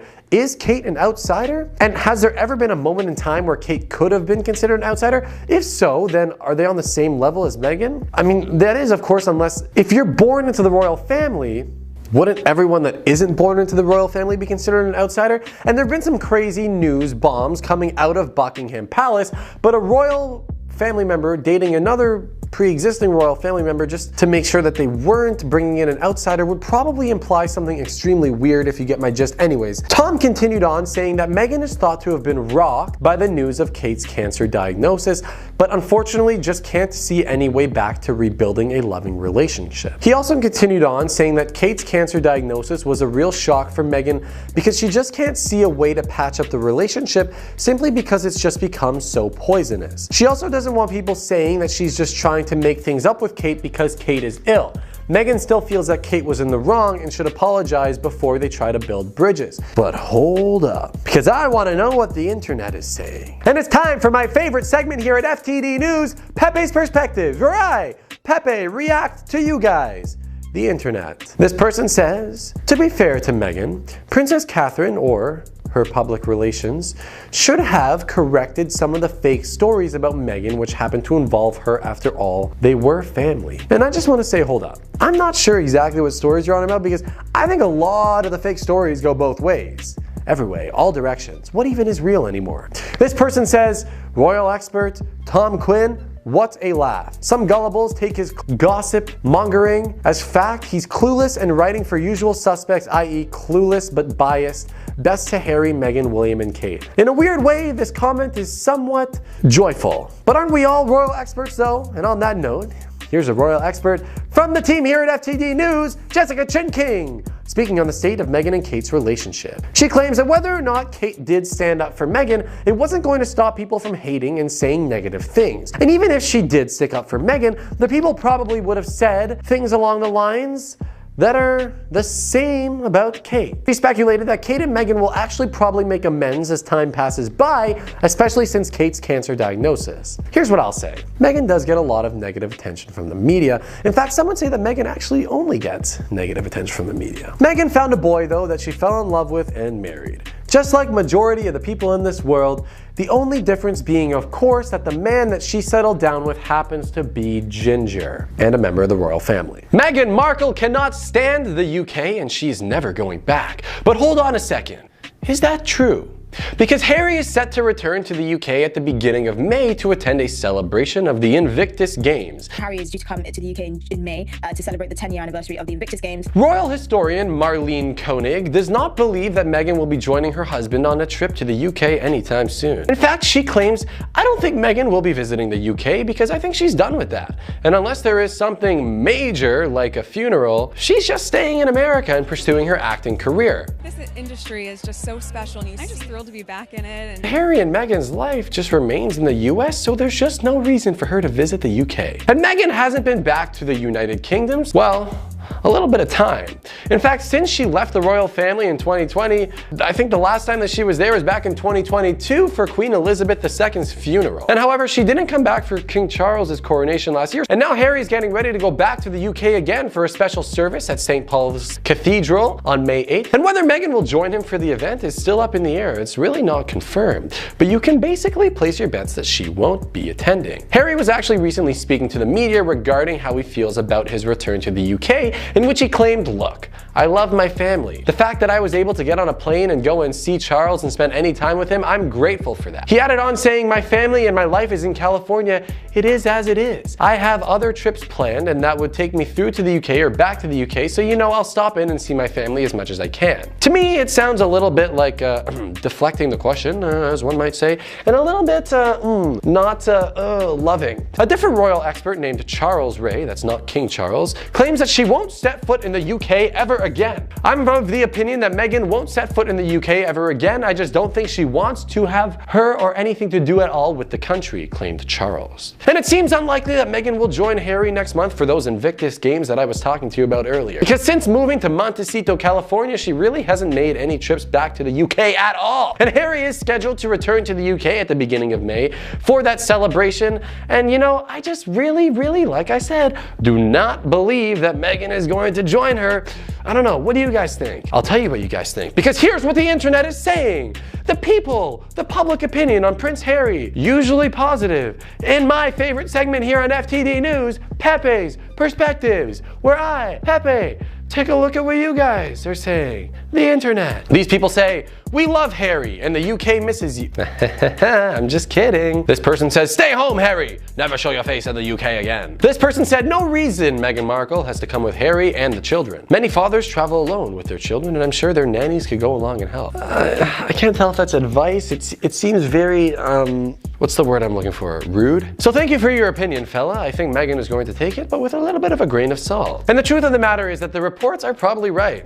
There really is no reason for Meghan to really consider a visit back to the UK, and according to royal insider Jessica Chin King, Meghan not returning to the UK might be because she can't. I highly doubt she is doing this to be malicious. She might just have to stay in LA due to other mothering responsibilities because Meghan just can't catch a break when it comes to the media. And according to TikTok user Emmeline, Meghan would only return to the UK if it is to support Harry. So we have a little bit of some conflicting opinions here on whether or not Meghan actually would return to the UK, but I for one believe that if Meghan were to ever show face in the UK, the country would be a little upset. And I do believe that there is a scenario in which Meghan does eventually return to the UK because let's be real, stuff like that happens. And just in terms of keeping Harry's family reunion dreams alive, maybe Meghan will support him and, you know, go with him back to the lovely UK. But ever since Kate Middleton and King Charles have taken over all the news coming out of Buckingham Palace, perhaps Meghan and Harry actually have just been craving the spotlight because let's be real, it hasn't been too hot for them recently. They've even been tied to the Kardashians and they haven't had much success with their latest website marketing attempt, and all this stuff is going on and it's bad press after bad press. So Meghan Markle's father, Thomas, cannot stop going to the media to talk about his daughter's business. It sucks when you feel you can't trust your family. Meghan and her dad have been out of contact for over 6 years. I'm gonna walk you through some of the stuff her dad has shared with the media. Let's dive in. Meghan and her father have had a massive argument before Meghan's wedding to Prince Harry. Thomas was caught staging paparazzi photos before the big day, leaving Meghan devastated. I want her to reach out to me. Thomas sat down once again with the media to discuss his daughter, and he said he doesn't think he's going to hear from her at all. Speaking to the Daily Mail, he is now begging his daughter to end their feud. Thomas has never met his grandchildren, as they were both born after his fallout with Meghan. This is a cruel thing to do to a grandparent. This is such a tough situation for Meghan, and I truly feel for her. It's hard when you feel like you can't trust someone who's supposed to take care of you. Even spilling tea in this interview could be considered uncomfortable for Meghan and Harry. So, what was said? Let's get into it. Archie and Lilibet have made very few trips to the UK and don't have a close relationship with members of the royal family. Thomas said he finds it very sad that the youngsters are being denied the right to know their cousins. He said they should be given the chance to develop that special bond. He also said that Archie and Lilibet should be given the opportunity to take part in the royal events, such as trooping the colour, something he described as their birthright. Thomas also warned the youngsters will soon start asking Meghan and Harry questions about their family. He explained, it's inevitable that they will ask their parents why they have cut them off from both sides of the family. It's really funny that he's speaking about this, and not to be rude, but it kind of sounds like it's none of his business. TV host and Hollywood actor Bobby Del Rio was asked his thoughts on this. He said, family is complex. Unfortunately, fame does not solve problems, it exacerbates them. Attention is a microscope. And when family dynamics aren't right, the media will shine a light on it. Hard to know exactly what's happening in the Markle family, but I believe family issues should always remain private. I agree with Bobby. And Thomas probably isn't making himself look any better to Meghan by doing this interview, let's be real. Thomas said he feels as though he is in the same boat as King Charles, who is also estranged from the couple. And I think the king would like to see his grandkids as well. Meghan's father expressed his deep empathy for the monarch, and he said he would love to speak to him. Thomas suggested Charles might have the same unanswered questions he does, and said neither of them deserves the treatment we've received. The former film producer pointed out that the king is currently undergoing cancer treatment, which would be the perfect opportunity for a reunion. In the interview, Thomas also admitted he didn't expect to make it to 80 years old, as he confessed Markle men never do. His own father, Gordon Markle, passed away at age 61. Thomas admitted that he found it strange that Harry never offered to meet with him before marrying Meghan. He pointed out that Harry had the resources to fly around the world, but didn't fly to America to see Thomas. Meghan has grown estranged from her father over the years, and the last time they spoke, he was in a hospital bed before her wedding. The pair stopped speaking after Thomas was caught staging paparazzi photos before Meghan and Harry's wedding in 2018. Thomas has opened up about the incident, admitting that he made a mistake, but has since apologized repeatedly. Thomas explained, Meghan was mad at me because I posed for some paparazzi pictures before the wedding. I was totally alone and being hounded. Meghan Markle is struggling to find staff to work for her company. Meghan Markle is struggling to hire staff. This is according to a royal expert. The Duchess of Sussex soft launched her new business venture early 2024. A new Instagram account emerged on the platform with American Riviera Orchard unveiled to the world. Duchess of Sussex quietly announced her new lifestyle brand, American Riviera Orchard, with some cryptic posts on Instagram. At the time of the soft launching her brand, Meghan posted an Instagram story teasing the brand's aesthetic with a short video trailer. She then took to the page and shared the brand's logo across a collage of 9 grid posts. But after distributing 50 jars of handmade strawberry jam to a curated list of famous friends, the brand's momentum has appeared to screech to a halt. And now royal author and expert Tom Quinn has claimed that Meghan is finding it difficult to find staff because she wants them to be full of their own ideas while also being compliant to her wishes. A high tide raises all ships. You can really adopt that motto and understand it. Speaking exclusively to the Mirror, Tom Quinn said one of Meghan's biggest problems when she lived at Kensington Palace was that she believed that staff should jump when they're told to jump. She doesn't have the ultra-polite, old-fashioned English habit of asking staff if they would mind ordering a pizza or ringing for car or organizing a lunch. He added, the result of Meghan's tough outlook is that she's having difficulties finding staff for her new brand. She wants them to be full of ideas on their own, but also do whatever she wants them to do at the snap of a finger. It's really about dissecting and unboxing these labels. Mr. Quinn went on to claim that Meghan has absolute self-belief, adding, but to make her brand a success, she needs to take and accept advice and allow staff who know far more about these things to make some of the decisions. This is really difficult for Meghan as she's not a natural delegator. It isn't known when Meghan will hard launch American Riviera Orchard, with the website for the brand still only displaying the logo of the brand and the function to join the waitlist. The Duchess has gifted some strawberry jam to 50 influencers and celebrities, including Kris Jenner. But it seems that the brand has come to a standstill. People within the industry be able to have the balance. At the time of this video, Meghan and Harry have not commented on this at all. There are rumors that Meghan is quite hard to work with. She's been described as having a revolving door of employees. The Duke and Duchess have reportedly lost 18 members of their staff since becoming an official couple. Apparently, Meghan had faced a bullying complaint made by one of her closest advisors during her time at Kensington Palace. She was a difficult person to work for, according to the source, and was even nicknamed Duchess Difficult. A source described Meghan's behavior as more like emotional cruelty and manipulation, which I guess could also be called bullying. The Duchess of Sussex's lawyer, Jenny Afia, has cast doubt on the bullying accusations, which she claimed can be made very casually about career women and can be very damaging. She said the experiences she's had with Meghan have been positive and she can't see her as being a bully. Taylor Swift has become a billionaire with an estimated net worth of $1.1 billion. Taylor Swift is a billionaire, and she spends her moolah like a billionaire woman should. Really? Yes. How'd I do that? See, unlike the majority of celebrities, Taylor Swift did not do a bunch of side gigs to earn her crazy net worth. She respectfully earned her billions through her craft, which is music, touring, and selling merchandise. And the Grammy goes to Taylor Swift. And since becoming a certified billionaire, Taylor Swift has not been shy when it comes to spending her money. Here is how she spends her crazy cash load. Taylor the real estate investor. See, T Swift is very smart with her money, and majority of her investments come through her diversified and expensive real estate portfolio. Her portfolio includes 8 properties in the USA, and it is estimated that Swift's houses are worth more than $80 million.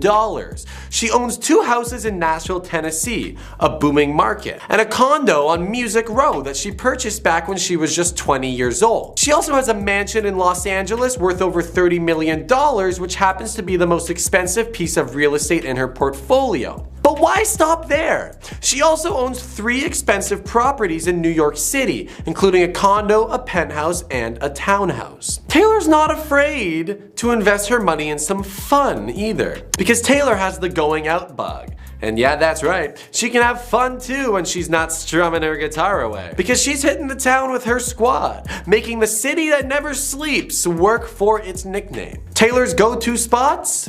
Well, the Fat Radish, the Spotted Pig, Sarah Beth's, Lasso, and Nobu, just to name a few. Now when Taylor and her A-list pals step out for the night, the bill probably looks like a phone number.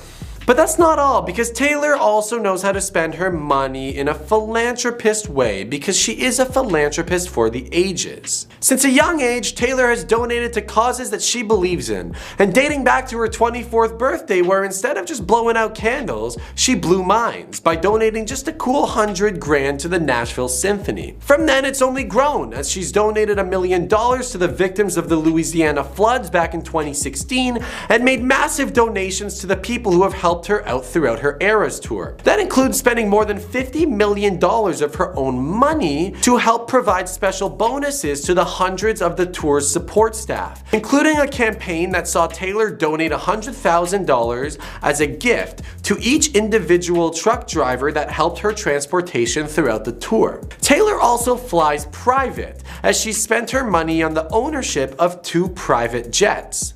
And when you have Taylor's status, first class just doesn't really cut it anymore. It's almost mandatory that you fly private, right? Well, apparently there have been massive controversies surrounding Taylor's decisions to fly around in her multiple $26 million jets. The sustainability firm called Yard accused Taylor of being the highest celebrity polluter due to her jet plane's CO2 emissions. Her planes racked up a total of 170 flights since January 2022, and Taylor's jet was in the air for over 22,000 minutes, equivalent to about 16 full days. Her total flight emissions for the 2022 year came in at over 8,000 tons of CO2, and that's 1,200 times more than the average person's total annual emissions. But this woman is touring the world and increasing local economies' GDPs by millions while doing so perhaps sacrifices need to be made. Taylor Swift recently gave a reported $55 million in bonuses to people working on her Eras tour. Taylor Swift's employees expose what it's really like working for her. When Taylor Swift released her music video for The Man,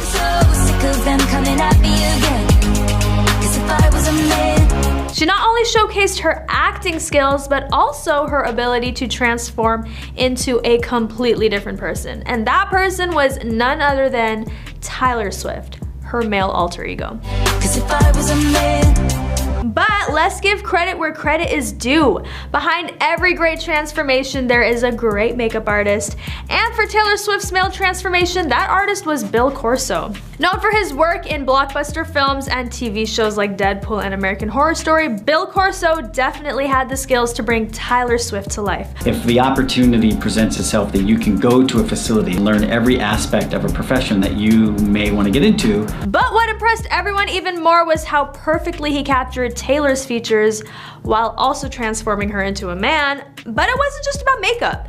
Taylor's transformation into Tyler also required hours of work and patience. According to Corso, Taylor would sit still for 5 hours in the makeup chair for several days in a row to achieve the perfect look. And that's not all. Taylor took her transformation one step further by hiring a movement coach to help her move and act like a man in the music video. I would be complex, I would be cool. Talk about dedication to her craft. But let's be real, we shouldn't be surprised by Taylor's commitment and professionalism. After all, she is known for putting her heart and soul into everything she does. When you put your whole heart and soul into something, that probably means you're rising. Simone de la Rue, also known as the personal trainer to the stars, has quite an impressive clientele list. From supermodel Rosie Huntington-Whiteley to actress Anne Hathaway, her workout methods are highly sought after by celebrities looking to maintain their toned physiques. One famous name on that list is none other than Taylor Swift, known for her catchy songs and iconic dance moves. It comes as no surprise that the singer loves to get moving. In fact, Simone once mentioned that Taylor's love for dancing is what makes her workouts fun and enjoyable. But she's also a personal trainer who knows how to keep her clients' secrets. It wouldn't be surprising if part of her job description was to sign a non-disclosure contract before working with Taylor. And even then, it's highly unlikely that Simone de la Rue would share any personal information about her clients. But who knows, maybe one day we'll get a glimpse into the intense workouts that keep Taylor in such great shape. In the early days of her career, Taylor was known for her love of sparkles and princess-like dresses. But as she has grown up in the public eye, so has her sense of style. She is no longer just a country sweetheart, but a fashion icon who takes risks and experiments with different looks. One brand that Taylor has been particularly fond of in recent years is Faith Connection. The brand's designers have revealed that Taylor has not only reached out to them through her team, but she has also made direct requests for specific pieces. This just goes to show how much Taylor loves the brand and how comfortable she is in experimenting with different styles. Taylor Swift's style evolution over the past decade can be described as nothing short of impressive. Britney Spears has a girl crush on Taylor Swift. Records their first meeting. We took a picture and she became. Britney Spears reveals she has a girl crush on Taylor Swift. Britney called Taylor the most iconic pop woman of our generation in an Instagram post. The Woman in Me author shared photos of herself from 2003 and 2008 with a teenage Swift. Seeing Britney tonight will be amazing. I met her once when I was 15 and she just came off like such a sweet person. This is way back when, but kinda cool, Spears 41 wrote, "During my Oops tour, I got a knock at my door. My good friend at the time was the assistant to my manager who was trying to become a manager himself. There was a knock and then he said, I have a girl named Taylor who wants to come in and sing for you." I was like, of course. Keeps on winning, in a recent Instagram post, Britney paid tribute to Taylor as the most iconic pop woman of our generation. Swift walks in and sings a beautiful song with her guitar. I was like, wow, she's unbelievable. The caption reads, "We took a picture and she then became the most iconic pop woman of our generation. Kinda cool she plays stadiums and I prefer her videos over movies any day. She's stunning. Girl crush." Britney and Taylor have totally met. They even posed for a pic together at the 2008 Video Music Award. The photos show a sweet moment between the two as Taylor sings for Britney, who is more than happy to welcome her into her world. It's amazing to see how far they've both come since then, with Taylor being one of the biggest names in music today and Britney still continuing to make chart-topping hits. I think I did it again. I made you believe. Who would have thought that these two talented women would become such great friends? It just goes to show that anything is possible when you put your mind and heart into it, and in this case, music has brought them together. Spears' witty tone and admiration for Swift's talent and success shines through her post as she jokes about being visited by the teenage Swift during her tour. It's heartwarming to see two successful women supporting each other and recognizing each other's achievements. The Toxic singer also shares her preference for Swift's music videos over movies, emphasizing the power and impact of music in pop culture. It's clear that Spears holds Swift in high regard, calling her the most iconic pop woman of her generation and expressing her admiration for her stunning talent and beauty. This exchange between two powerhouse artists highlights the importance of female solidarity and lifting each other up in a male-dominated industry. Both Spears and Swift have faced their own challenges and criticisms, but they continue to inspire and support each other in their respective journeys. We can all learn from this uplifting moment between the two talented women. Let's support and celebrate each other's successes, just like Spears and Swift have shown us. After all, there's no limit to what we can achieve when we have each other's backs. It's also worth noting how Britney acknowledged Taylor as the most iconic pop woman of our generation. Shows the mutual respect and admiration they have for each other. Something we can all learn from in a world where women are often pitted against each other. So here's to Britney and Taylor, two amazing pop icons who continue to inspire us with their music and friendship. We love to see it. Save. Yeah! Thank you so much. Taylor Swift's employees expose what it's really like working for her, Part 2. Taylor Swift, known for her catchy songs and epic music videos, has been the subject of much scrutiny over the years. You talking shit for the hell of it. From her relationships to her creative decisions, there always seems to be someone ready to criticize every move she makes. But one thing that often gets overlooked is Taylor's relationship with her dancers. Her dancers are not just hired hands who show up for a paycheck. They are a close-knit group of friends who have been with Taylor for years. And this bond is evident in the way they perform on stage together.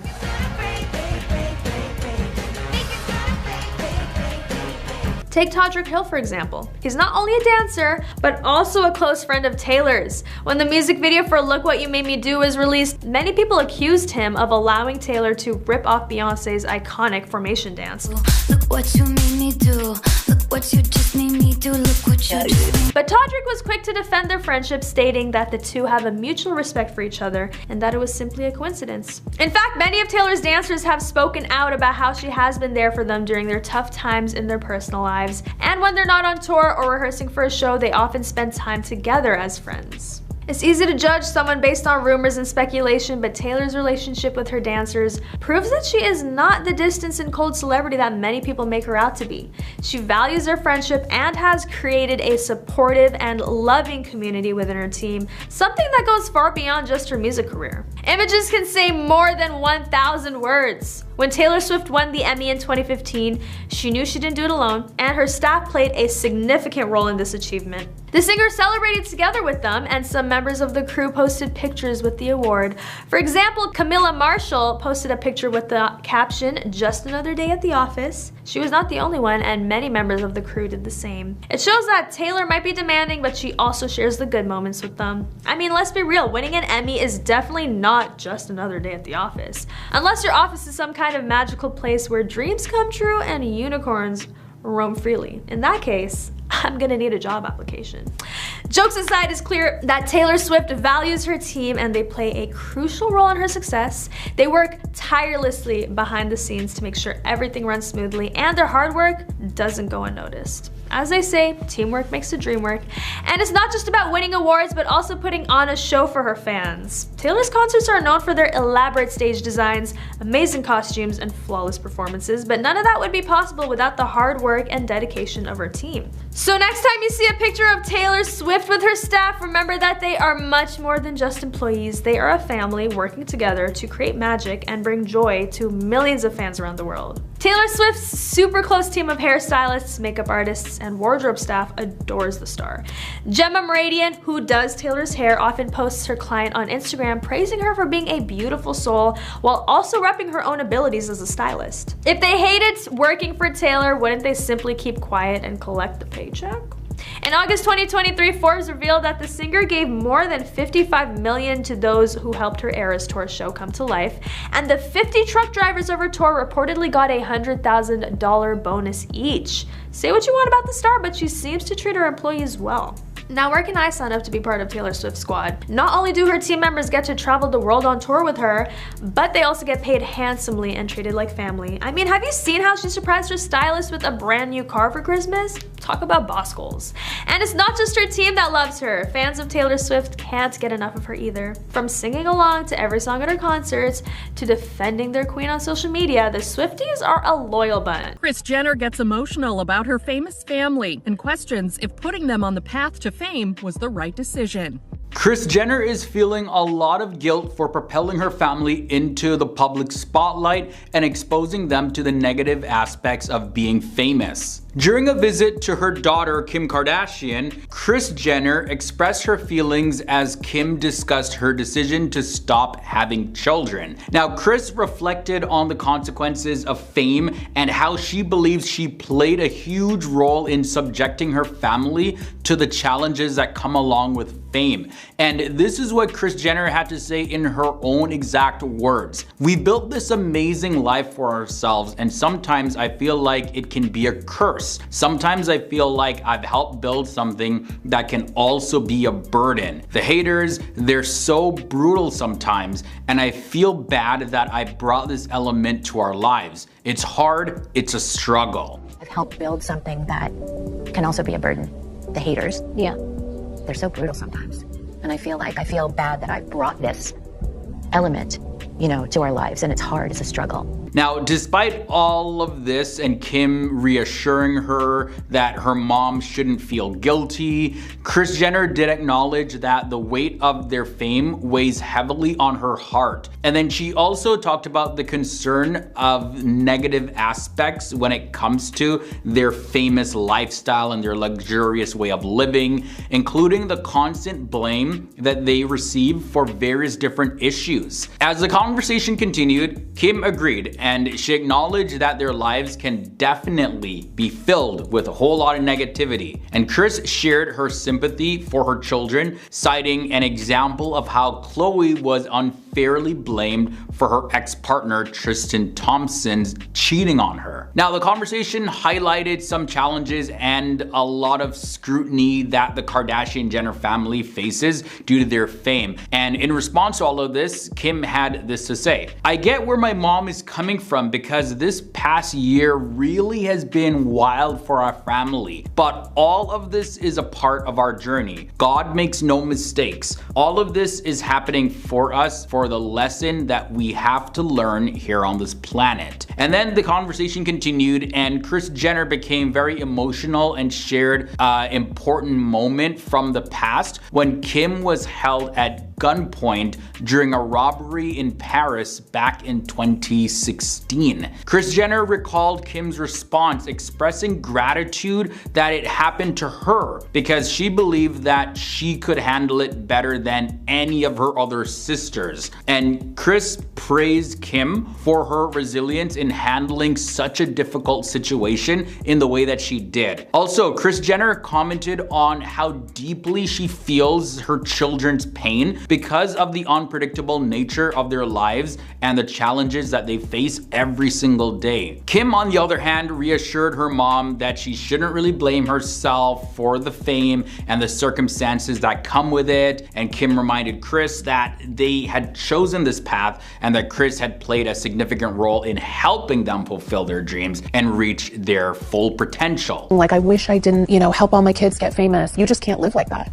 This is also our journeys and we wanted this and you just helped us fulfill our dreams and like what our potential was. They acknowledge that their journeys definitely come with both blessings and challenges, and they are definitely grateful for the opportunities that they have. So they're not really complaining about it. It's just from time to time, fame and success can really be hard. So with all that said and done, reflecting on everything that was said, Kris Jenner shared this. I've been a little down lately just thinking about the negativity that comes with what we do. But it's times like this that I feel really blessed to have such an amazing family, such amazing friends, and being here watching my kids have so much fun makes me really happy. So guys, 100% fame definitely comes at a cost, and no matter your level of success or fame or wealth, there will always be challenges to face. Even recently, Kendall Jenner opened up in an interview about how this life of fame was kind of thrusted on her, although she has tried to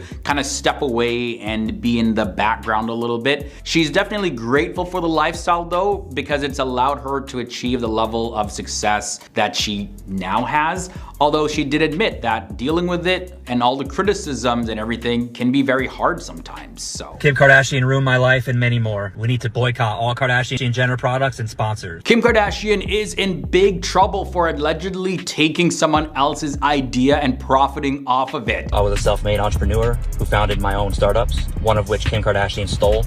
She's accused of tricking her almost business partner, David Liebenson, with her Kimoji app, and this has all left him completely homeless. My name is David Liebenson, a once successful business owner, now sleeping in my car. This is such an unbelievable story, guys, and David is very adamant about exposing Kim Kardashian, and he still posts videos about this regularly over on his Instagram. We've seen it happen a lot in recent years. Karma is real and I'll be here for it. Just like I was, you guys are probably wondering what specifically did Kim Kardashian do that ruined this man's life and left him homeless? Well, we gotta go back several years at the start. So her app, Kimoji, it came out in December of 2015, and it has pictures related to Kim Kardashian, and it was very popular on the Apple App Store, and it made her a lot of money. Yes, Kim OGs. Kim Kardashian has launched her own emoji app, and it is ridiculous, mostly because a lot of the icons are just insane. But the guy who says that he came up with the app was completely left out. I was a self-made entrepreneur who founded my own startups, one of which Kim Kardashian stole. And when you look online, there are pictures and videos of this man, David Liebenson, and he's putting up signs in LA saying, Kim Kardashian ruined my life.com. I know I've said this before, but I'll have time soon to start adding more to my website, KimKardashianRuinedMyLife.com, like all the recordings and a detailed timeline. And according to the website, David is living in his car, and after his lawsuit against the Kardashian family, that didn't work out. Well, he was left without any money. Kim Kardashian ruined my life and many more. And back in 2019, he actually dropped a lawsuit, and here's what specifically happened. I tried to sue her for fraud, but that didn't work out for multiple reasons. David had first met Kim Kardashian in 2014 when she wanted to invest in his other app called Sensorgram. Now, he's even shown messages from Kim Kardashian's friend, Jonathan Chabin, who talked about a possible deal with him. And he says that he and his partners met with Kim Kardashian as well as her mom, Kris Jenner, in Calabasas, and they talked about creating Kimojis, which are animated emojis and GIFs of the Kardashian family. So not just Kim Kardashian, they're kind of trying to involve more of the family in it. And in 2019, in the lawsuit, he claimed that Kim Kardashian really liked the idea and promised to work together as a team. They'd split the profits 60-40, but she wanted to handle the trademark stuff on her own. Okay, cool. So David Liebensom, he had this to say specifically.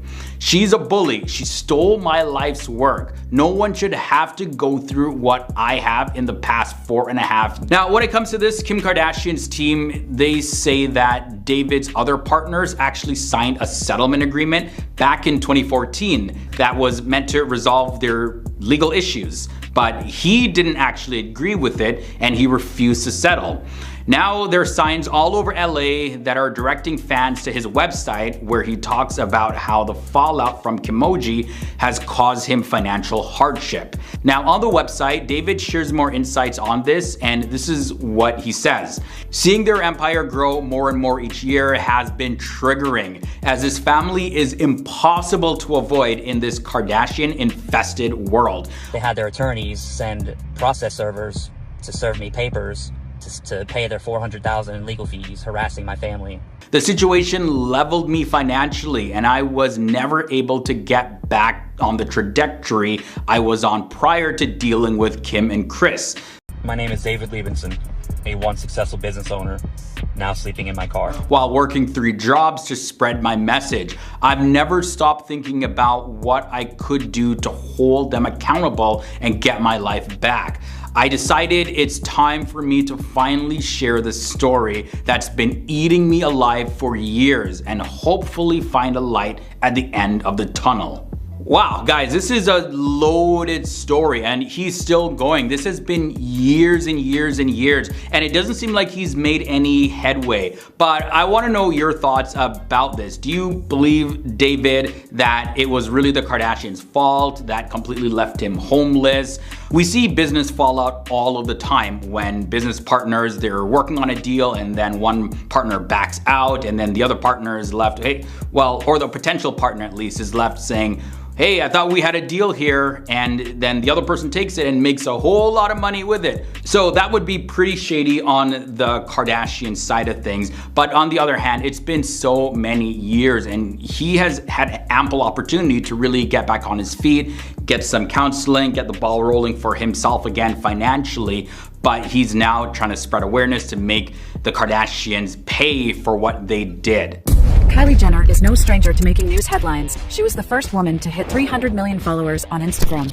After all these years, it seems like her empire is now dwindling. Kylie Jenner has been losing millions of dollars and millions of followers recently, and people are saying that this is the beginning of her big downfall. So what exactly has been going on here? So we got to go back to 2019 where Kylie gained widespread attention as Forbes listed her as the youngest self-made billionaire. However, many people disputed the term self-made, arguing that Kylie's success was primarily due to her family's reputation and influence. Also, Forbes later revoked the billionaire title after discovering that Kylie had provided false information about her earnings and exaggerated her achievements. When Kylie's cover debuted in July 2018, our reporter did have some doubts about the numbers her camp was claiming, but we were provided with proof in the form of tax returns that Kylie herself signed. Plus, analysts and industry experts verified what Kylie's camp was saying, that her business was doing at least $300 million in revenue every year. Forbes said that her business, Kylie Cosmetics, was considerably smaller and less profitable than previously believed.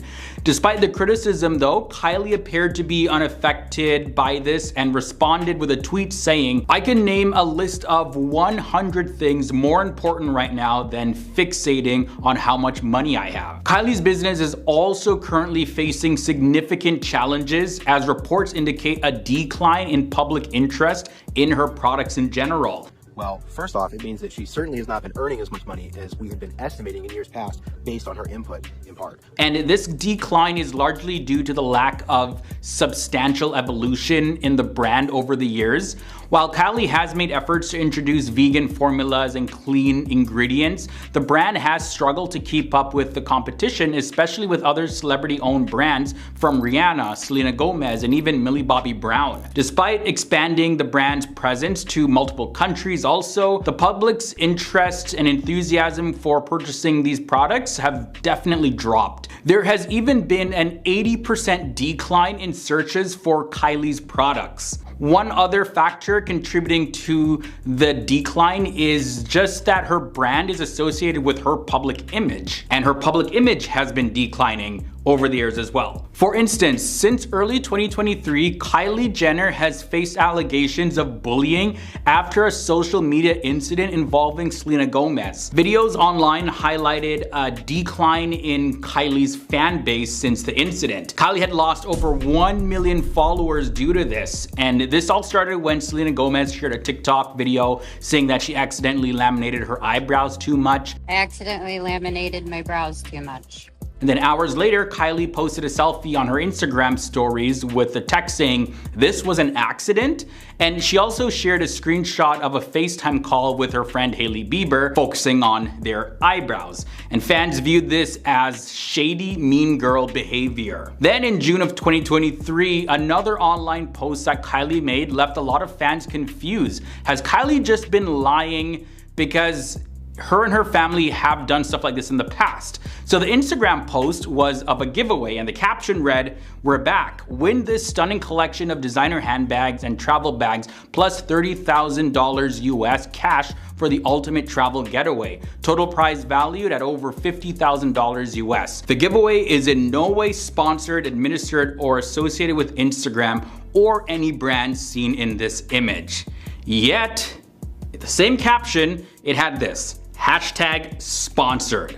So of course, this further led her fan base to feel like something's off with Kylie if she's gonna be lying like this, which of course impacted her public image.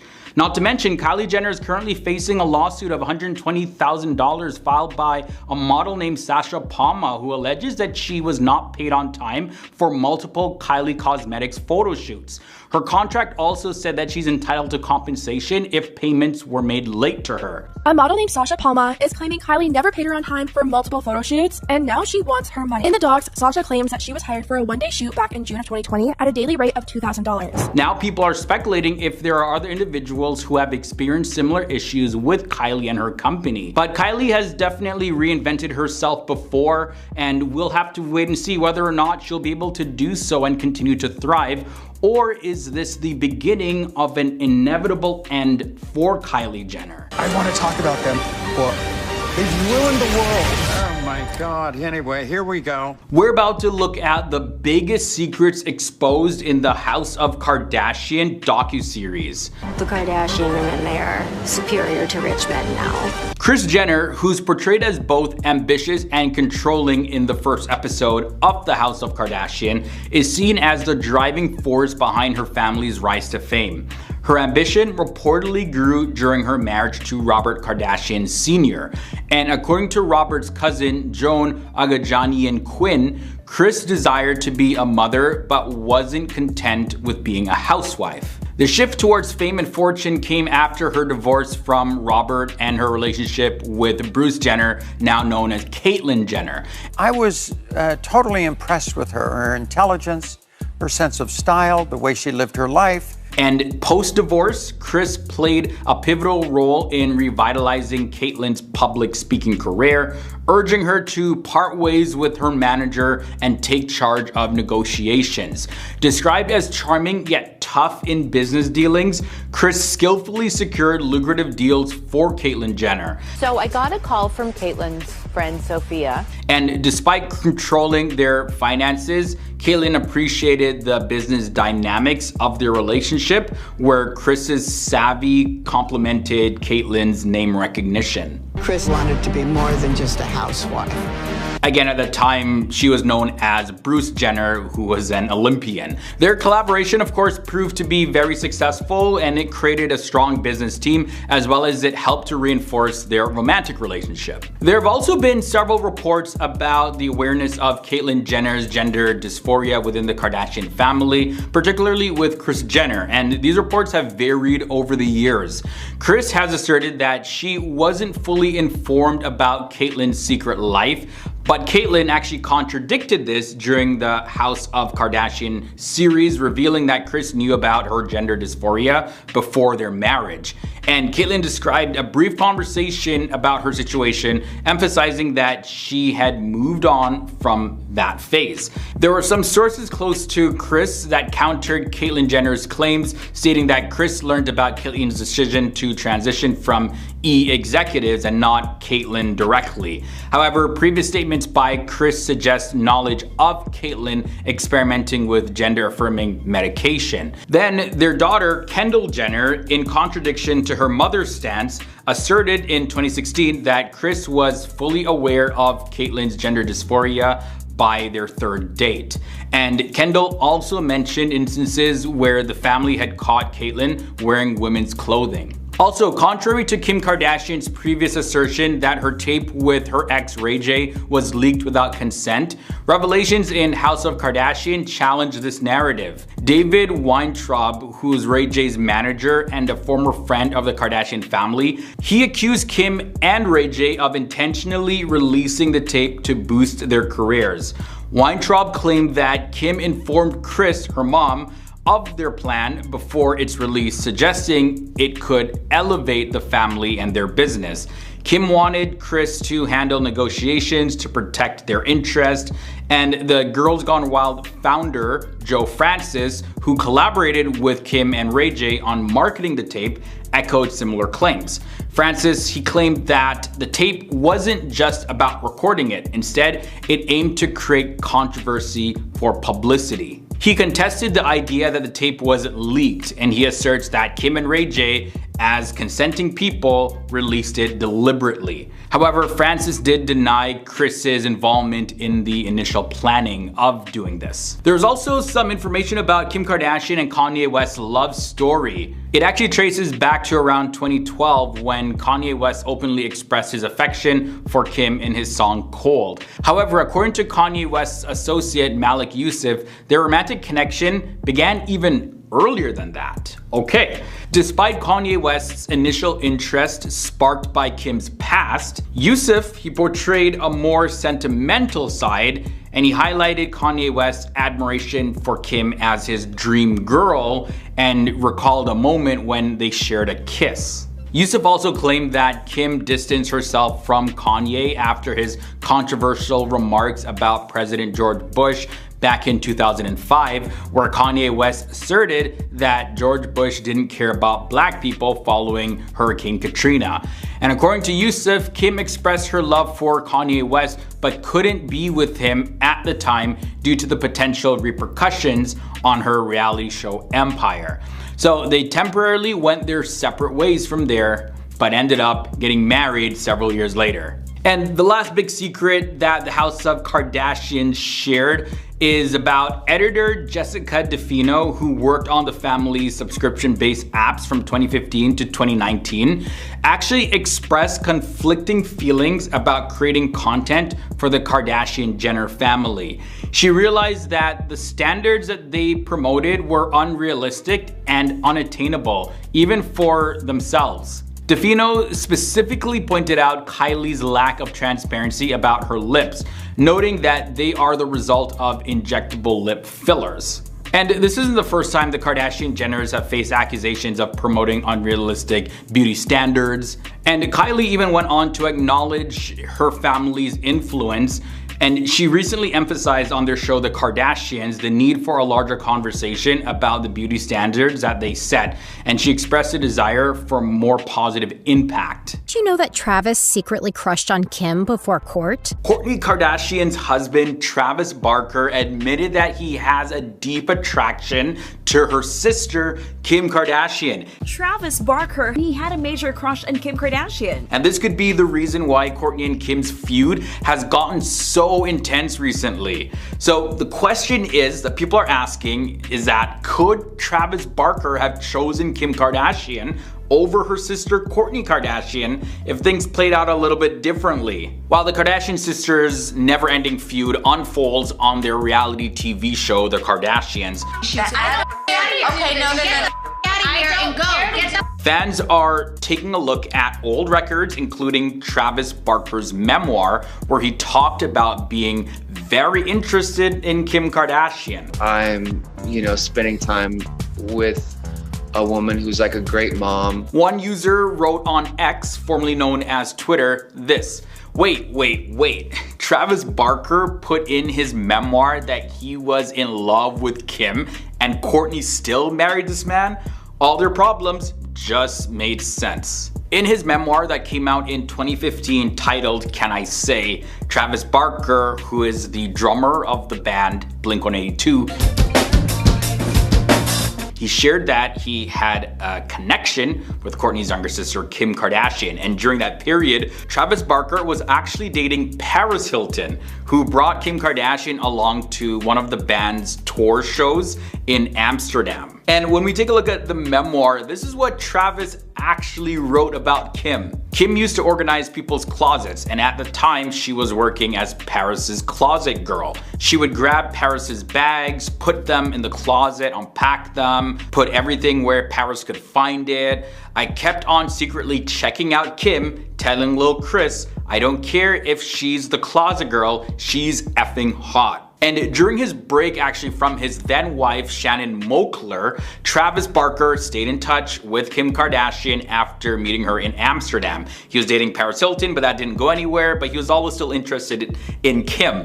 And at that time, Kim had recently broken up with her ex Ray J, and her famous tape just got released. And she shared with Travis at the time that she was planning on a reality TV show for her and her family, and Travis really liked her ambition. He found it so attractive, and they began spending time together, and they went out on dates, having meals together, and just hanging out. And he went on to describe this in his memoir. You might think I would be doing the worst things with this girl because of her tapes, but it was the exact opposite of any other encounter I've had with a woman. With Kim, I wanted to be nothing but a gentleman to her. It was so weird. By the way, Travis Barker and Shannon Moakler, his ex-wife, had gotten back briefly at the time, but Travis still had feelings for Kim Kardashian.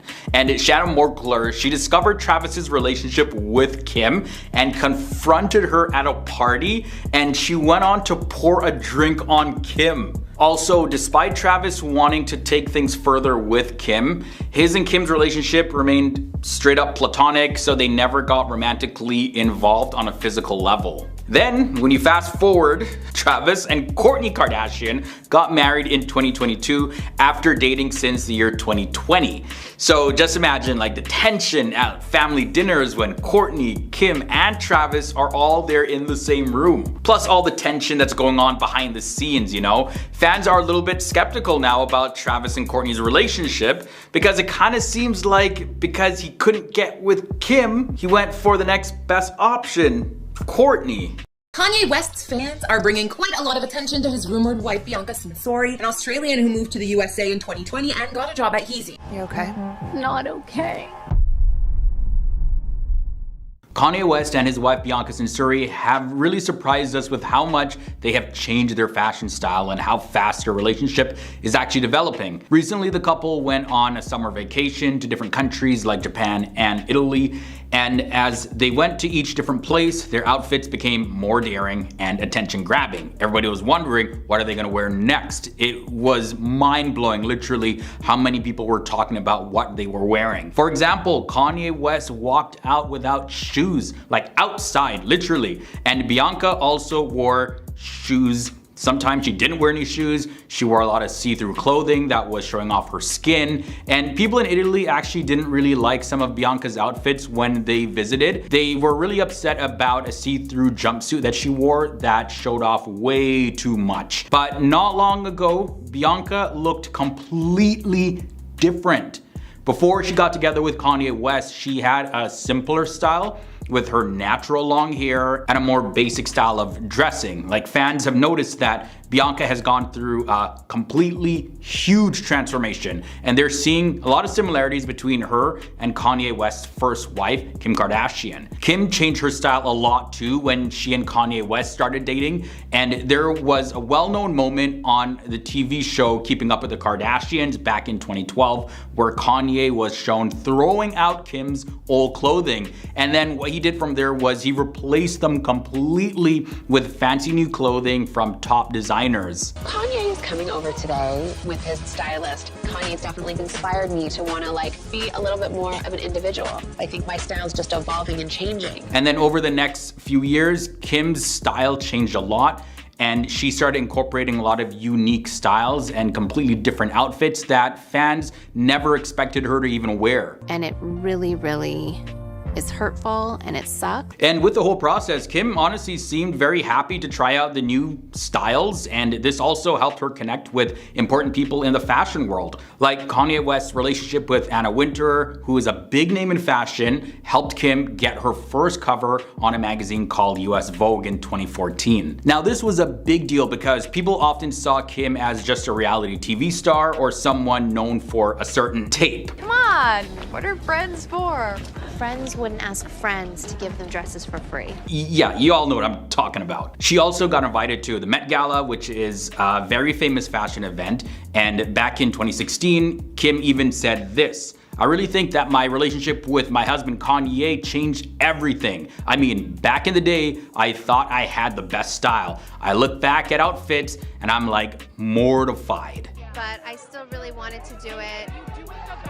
I thought, thank you. But Kim wasn't the only partner who changed because of Kanye West's influence. As a matter of fact, his girlfriend Julia Fox, who he dated after divorcing Kim, said that Kanye West influenced her style, and she didn't really mind it at all. I mean, it was the best thing that could have happened to me. When Kanye was dating actress Julia Fox, they often wore matching outfits, and just like he did with Kim, Kanye West gave Julia Fox a whole new wardrobe with clothes from famous designers and a lot of expensive Birkin bags. Then fast forward to January 2023, where reports say that Kanye West got married to Bianca Censori, who worked as an architectural designer for his Yeezy brand. And in the months that followed, Bianca has been seen wearing some very interesting outfits, guys. Like, she wore bikini tops for everyday outings, leggings without anything over them, a whole lot of see-through outfits as well, and sometimes she even wore no shoes walking on the streets in public. In the month of May 2023, she wore something that looked like a new design from Kanye West's Yeezy brand, and it didn't really look like clothing though. It just looked like black tape that was covering her. And when Bianca wasn't with Kanye West, her style was more like many other women in their 20s. She often posted pictures on social media wearing athleisure clothes. And Bianca's changes go beyond her fashion though. Like, she, at the time of this recording, has a pixie cut. And sometimes it's blonde, sometimes it's not. And this is a big difference from her old long brown hair. Like, some people have been surprised by how much Bianca has changed her appearance. And this has led a whole lot of people to make videos on YouTube, on TikTok, and all that stuff, highlighting her transformation and just talking about her in general. Like, she's grabbing a lot of attention right now. One person even commented on TikTok saying this: "Before she looked like the average IG model, and now she looks like she got her own style and she enjoys it." Representative for Julia Fox said this in a statement: "Julia and Kanye remain good friends and collaborators, but they are no longer together." The news comes just right after Kanye West's continued pleas for a reunion with Kim Kardashian, who's currently dating Pete Davidson. In one of his most recent rants on Instagram, Kanye West wrote this: "I have faith that we'll be back together. Sometimes people call me crazy, but to be in love is to be crazy about something, and I'm crazy about my family. Happy Valentine's." So, of course, this has led a lot of people to speculate as to why Julia Fox and Kanye West broke up. She recently wrote in a since-deleted statement, but of course it's the internet, so everything gets screenshotted right away. She wrote this: "Y'all would love if I was so upset. The media would love to paint a picture of me, a sad, lonely woman crying on a plane by myself, but it's not true. Why not see me for what I am, which is a #1 hustler? I came up, y'all, LOL." And not only that, but Kanye and I are on good terms. "I have love for him, but I wasn't in love with the man. Jesus Christ, what do you guys think I am, 12 years old?" Now, there was another source that told People.com Kanye and Julia have separate busy lives. Julia lives in New York City and Kanye has been in LA. The distance makes it hard. They're still in touch and will see each other when they can. Kanye really likes her. It's fair to say that they have cooled off a bit though. I think that everybody knew that this relationship wasn't really gonna last, whether it cooled down a bit or whatever term you wanna use. The flame has burnt out. Person that I married, I just can't. That's who I loved and that's who I remember.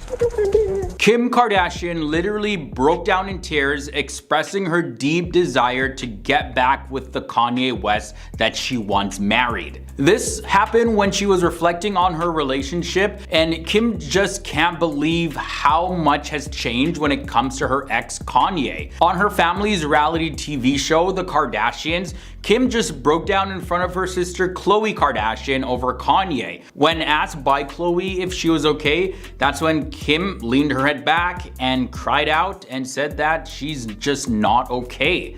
You okay? Not okay. I just can't. She is clearly emotional about this whole thing, and it's 100% affecting her, and she just can't hide that fact. And Khloe, of course, was there being a good sister, just being there for her and trying to console her. But it's definitely really tough for Kim to deal with. Also, in reference to Kanye and the change that happened, this is what Kim said: "It's so different from the person that I married." So different than the person that I married. That's who I loved and that's who I remember. "I'll do anything to get that person back." I'll do anything to get that person back.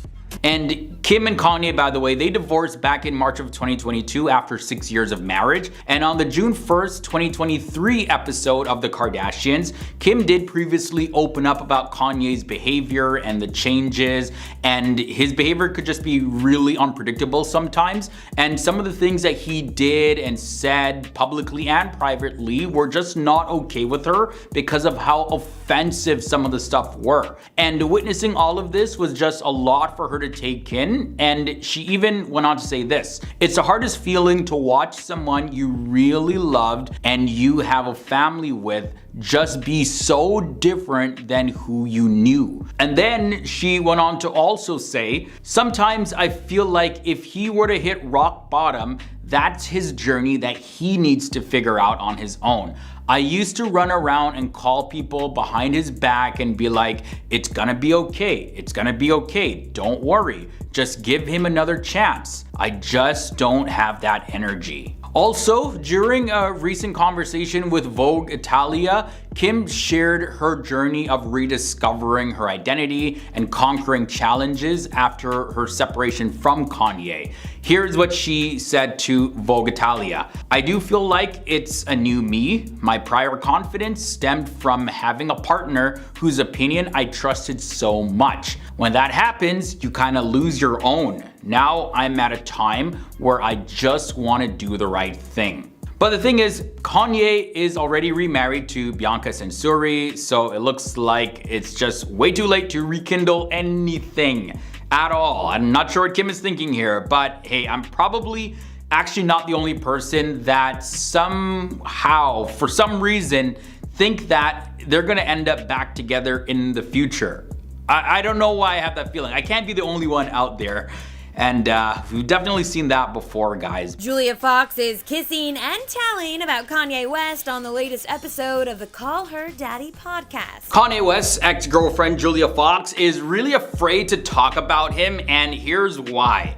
So, Julia Fox became well known for dating Kanye West in 2020, just after Kim Kardashian filed for divorce from him. Kim and Kanye are splitting after 6 years of marriage. However, despite all of the attention, Julia, she won't be sharing many specifics about their relationship in her book. I am so excited for the book. I feel like it was just so cathartic to like let go of all that, you know, because I feel like in life things happen and you just kind of pretend that they didn't happen. While Julia was on the red carpet at the Victoria's Secret World Tour 2023 event in New York, Julia, she talked about her book titled Down the Drain.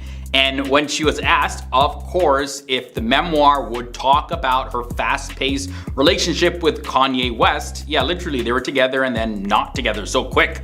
Julia said that she wouldn't be sharing a lot of the details about their relationship. Now, in her own words, this is what Julia had to say about how much of her memoir is dedicated to talking about Kanye West and their relationship that they had. You cover Kanye? A little bit. But it's like 6 pages, and I feel like I went very lightly on it. You know, I'm not trying to have bad blood or anything, you know, it's all in the past. Julia, though, she might provide some more background on why she chose to end her relationship with Kanye after just a few months. You know, this is something that she's talked about in previous interviews, but from the looks of it, it's like she's trying to not be associated with Kanye West in any way, shape, or form. Back in September of 2022, she mentioned that she decided to break up as soon as things got difficult. Kanye West and Julia Fox have called it quits. The Donda rapper and the Uncut Gems star officially broke up after several weeks of dating. And she also said that she feels good about that choice, like it was the right thing to do, especially considering all of the controversy that Kanye West stirred up later in that year after they broke up earlier that same year. Julia also had this to say, and I quote, "The unresolved issues that he was dealing with, it just seems like he had a lot to work on, and I just don't have time for it or energy. I don't have the bandwidth or emotional capacity for it. I'm proud of myself for that. Pre-Valentino, Julia would have definitely stuck it out and been there for longer." Despite all the attention that came with her relationship with Kanye West, she says that she didn't actually benefit from it at all. Like, her career was actually going downhill because of Kanye West's reputation and how it impacted her. As a matter of fact, in November of 2022, she talked about this on Emily Ratajkowski's podcast, High Low with Emrata. Julia mentioned that it became more challenging to get acting roles, as well as she felt like people in the industry didn't take her seriously anymore. She felt a negative shift in her acting career due to all of the attention from her relationship and the events that followed her relationship. This is what Julia went on to say. "It's like I'm not getting as many offers as I was before, weirdly. Before I dated Kanye West, I was really typecasted as a pervy Italian girl, and now I'm just like skinny and look sickly, and it's like, I don't know. It's fine, I'm so busy. I think things come to you at the right time. So that's why I'm really not stressing. I really don't care." And guys, after hearing all of this, I think it's really smart of her to not say much. Like, I'm sure she's got a whole bag of juicy gossip that she could share if she wanted to, but she just doesn't see the point to it, you know? So I think good on her. Most people in her situation just wouldn't be able to contain themselves. Like, they wanna like share all the dirt right now, especially if you're involved with one of the most popular people on the planet right now. Yeah, Julia Fox is definitely biting her tongue. And at the same time, it seems like Kanye West, like, he has so much influence, so she doesn't want to cause a rift because, yeah, what if Kanye West retaliates? I think there's a little bit of that going on there too, where she doesn't want to cause any bad blood. But if it wasn't Kanye West, I'm sure she would have just let it all out. All the juice, all the dirt would be in that memoir. Controversy has arisen over the treatment of employees by popular YouTube creator Dar Man. Some actors, who they clarified as being contractors, not full employees, affiliated with his production company Dar Man Studios, they've taken to TikTok to express their grievances with the studio, including low pay and mistreatment by management. Now, despite his international success as a YouTuber and entrepreneur who posts 4 weekly short films on moral issues, Dar Man was reportedly unresponsive to actors' requests for a meeting. As a result, some actors who spoke out were even terminated, and this caused an uproar on social media. Charles Laughlin, one of the actors, used his Instagram story to bring attention to the whole situation. There are a lot of reasons why we're protesting, but the main one being we asked for a meeting with Dar because we were unhappy with the way we were being treated here at Dar Man Studios. Ultimately, we were told we would not get that meeting. And it seems by and large that the internet community is supporting the actors and calling for change in the entire industry. An actor by the name of Colin Borden, who's well known for his role in Dar Man's videos, has recently used TikTok to address the working conditions at the studio. As an actor at Dar Man Studios, I am just a contract player. I have no employment there. I am just sort of called every now and then, as are all the other actors. And it just is not sustainable. And there are a lot of issues at hand here, but one of the main issues is that not a single actor that works at Dar Man Studios can afford rent. But with situations like this, there's always 2 sides to the story, and the truth is usually somewhere in the middle. I am an actress at Dar Man Studios, so I cannot stay silent and watch this studio and this beautiful platform that has made a difference for so many people get thrown under the bus and have everyone assuming that we all feel that way. Because we don't. I don't. And many actors don't. And I don't think I'm in the, minority. There's something called the silent majority. But listen, if it was as bad as some of these people are saying it is, if it was really that bad and the general consensus was this is a horrible, wretched place to work, then the actors wouldn't still be showing up. Dar Man finally responded directly to the actors who have been protesting against him, but it's still not what the actors were hoping for. Colin A. Borden is part of the whole hashtag protest Dar Man movement, and it's gained a whole lot of attention across social media for questioning the business practices of Dar Man and the workplace culture at his studio. If you don't respect us, we're gonna show up and we're gonna show you that we mean business. While there were some regular actors such as Catherine Norland who shared positive experience with Dar Man Studios, there are many other actors who continue to protest.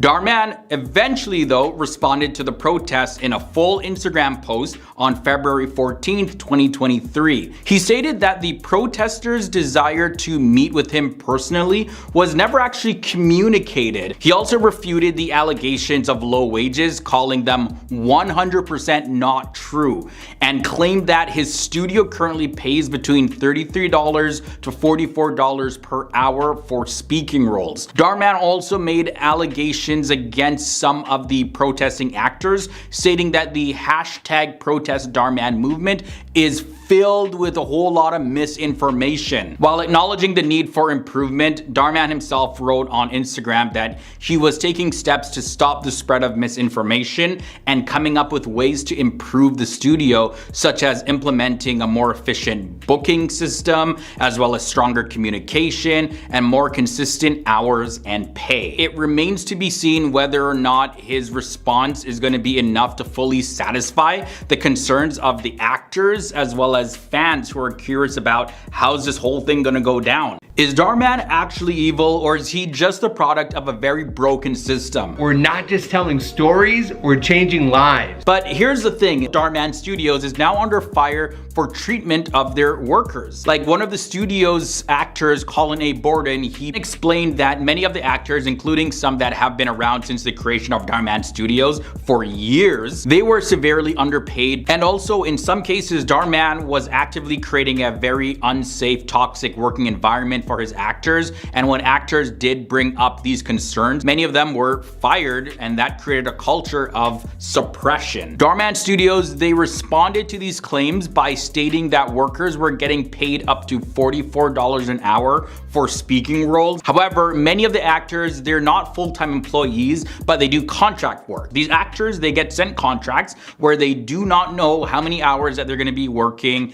or when they're going to be working. So as a result, these actors, they could just be working and acting for only 3 hours, but hey, they had to book off those other days because they may have been needed by Dar Man Studios, which then they lose out on other acting opportunities that they could have accepted. Now, Dar Man Studios is just a microcosm of the problem in the industry, and unfortunately, this is just the reality of the system that enables people to do this. Not everything in the system is 100% fair for everybody. And a lot of people have brought up complaints that, well, Dar Man, it's not like he's a starving studio. His net worth is actually $260 million. So he definitely could afford to compensate his actors more, maybe even in bonuses. We can only hope that this is the start of a lasting positive change for everyone in the entertainment industry. Mira Mulrooney is one of the most vocal actors in the protest Dar Man movement. She has made her voice known that changes definitely need to be made at the studio. She's also made a series of comedic videos where she pokes at Dar Man and also some of the things that Dar Man has been doing. She kind of just has been exposing all of that stuff to the public. You know how you know that a company is most likely guilty of everything that you've accused them of is when they deflect and protect as opposed to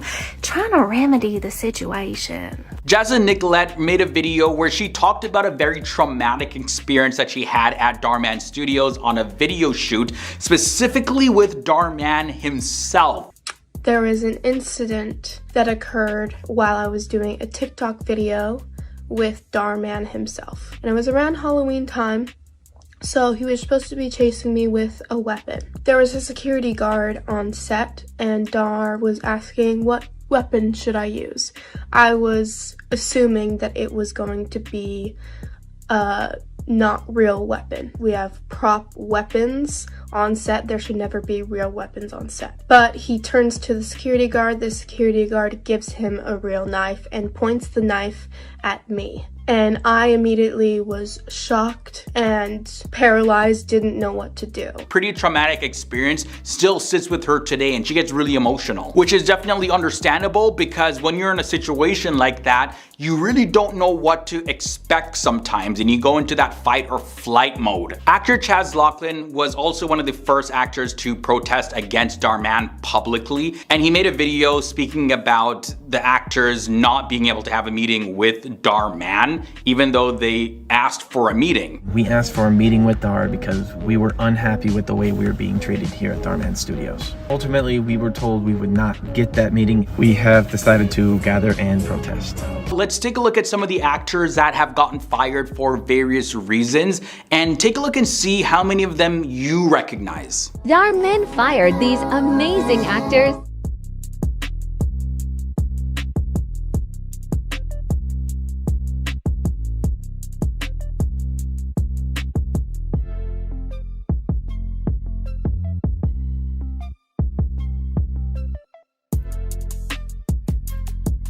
I'm not going to get into all the details as to why they were fired, but in many cases, they say that it had to do with reasons that are just pretty shady. Nathan Ng, I believe, was the first actor that kind of just exposed how the scheduling at Dar Man Studios worked. So if you guys didn't know, they say they pay their actors $18 if you're background or $33 to $44 if you're a speaking role. Now, this may seem like a lot of money, but this is an hourly rate. Actors need to get paid a day rate. And let me tell you why this is so important and also why this is a lot less money than you think. So the way you sign a contract and the way you get a role in Dar Man is a little bit weird. They will tell you that you're needed for an X amount of days. Let's just say, for this example, 5. They won't tell you what role it is. You don't even have any idea what the script is. And in order to figure out what the role is or what the script is, you have to sign the contract. So you sign the contract just to find out that you are a character in this story that has 3 lines. You just committed 5 days for them,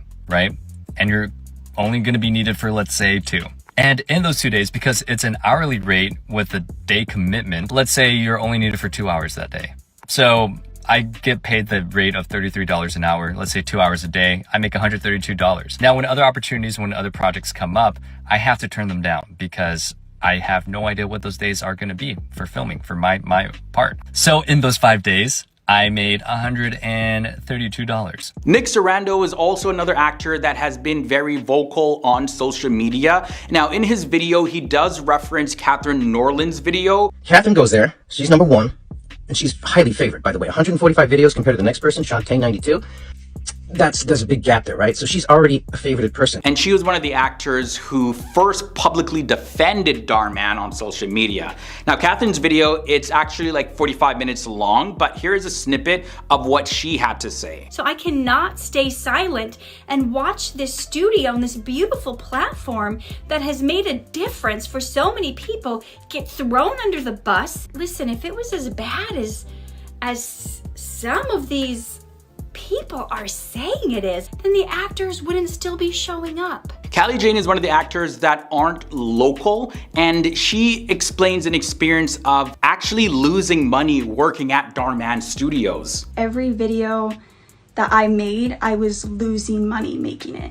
We had to buy and provide our own wardrobe for every single video. I don't live in LA. I live a couple hours away from LA. The money I made went right back into paying for my own hotel, which is not cheap, and paying for gas, which is certainly not cheap. Why did I keep doing it? I love to act. And my concern about money with gas and hoteling was brought up.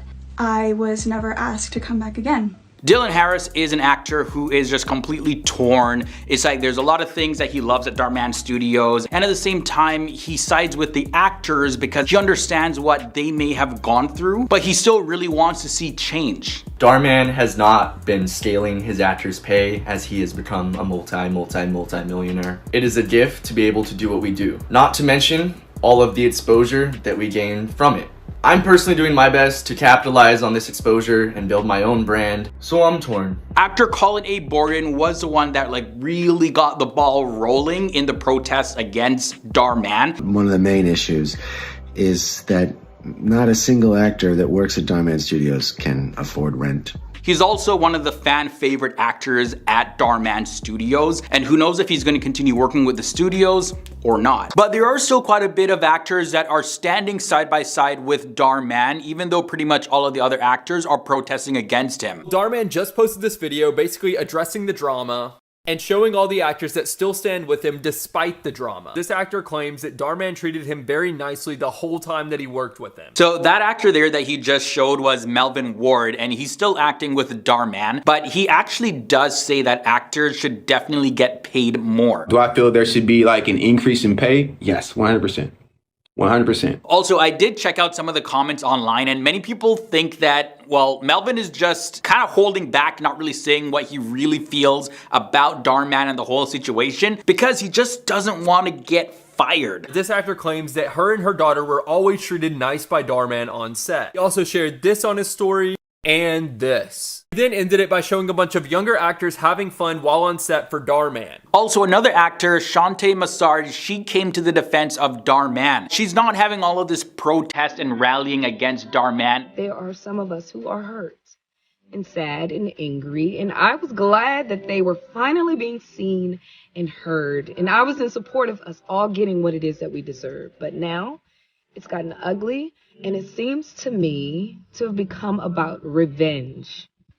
And that's distracting us all from the main thing, which is changing lives. For a lot of viewers and people commenting, they're saying that that sounded pretty scripted. Speaking of scripted replies, Catherine Norland, she's probably the most popular actor who has defended Dar Man. She's also been accused of the same thing, being scripted and just speaking good things because she's scared to get fired. Unfortunately, it's popular in this day and age to want to cancel someone if you're upset. Sometimes we see someone who's successful and we think, oh, they must be stepping on people to get there. And it's hard for business owners. They're taking on all the risk. They're taking on all the responsibility, and it all falls on them. If some employees feel like they're not getting what they deserve, they could try to turn everything upside down for you, and I believe he's doing the best he can. But another actor, Nick Sarando, who is an actor that's protesting against Dar Man, says that Catherine Norland is actually a highly favored actor by Dar Man Studios, so no wonder she's defending him. Catherine goes there, she's number one, and she's highly favored, by the way. 145 videos compared to the next person, Shantae 92.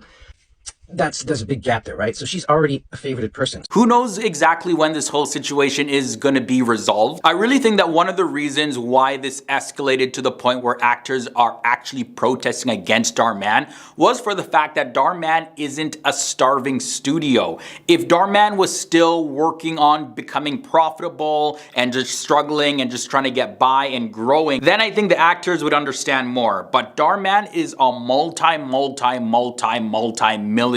And still many other actors can't afford rent. And without a guaranteed schedule, it's really hard for them to plan their lives and other work projects around Dar Man bookings. But then on the other side, there are people that are saying, well, actors, that just comes with the territory. If you don't like the contract and the working agreement, then go act somewhere else. It's unfair to treat the people who have helped you build such a huge brand with such disrespect. I stand in solidarity with all of my protesting OG Dar Man actors. Let's look at Jocelyn Nicolette. So she posted a video on TikTok, and in her original video, she spoke about an incident on set with Dar Man directly, where a real knife was pointed at her by Dar Man, which she didn't expect at all. But he turns to the security guard gives him a real knife and points the knife at me.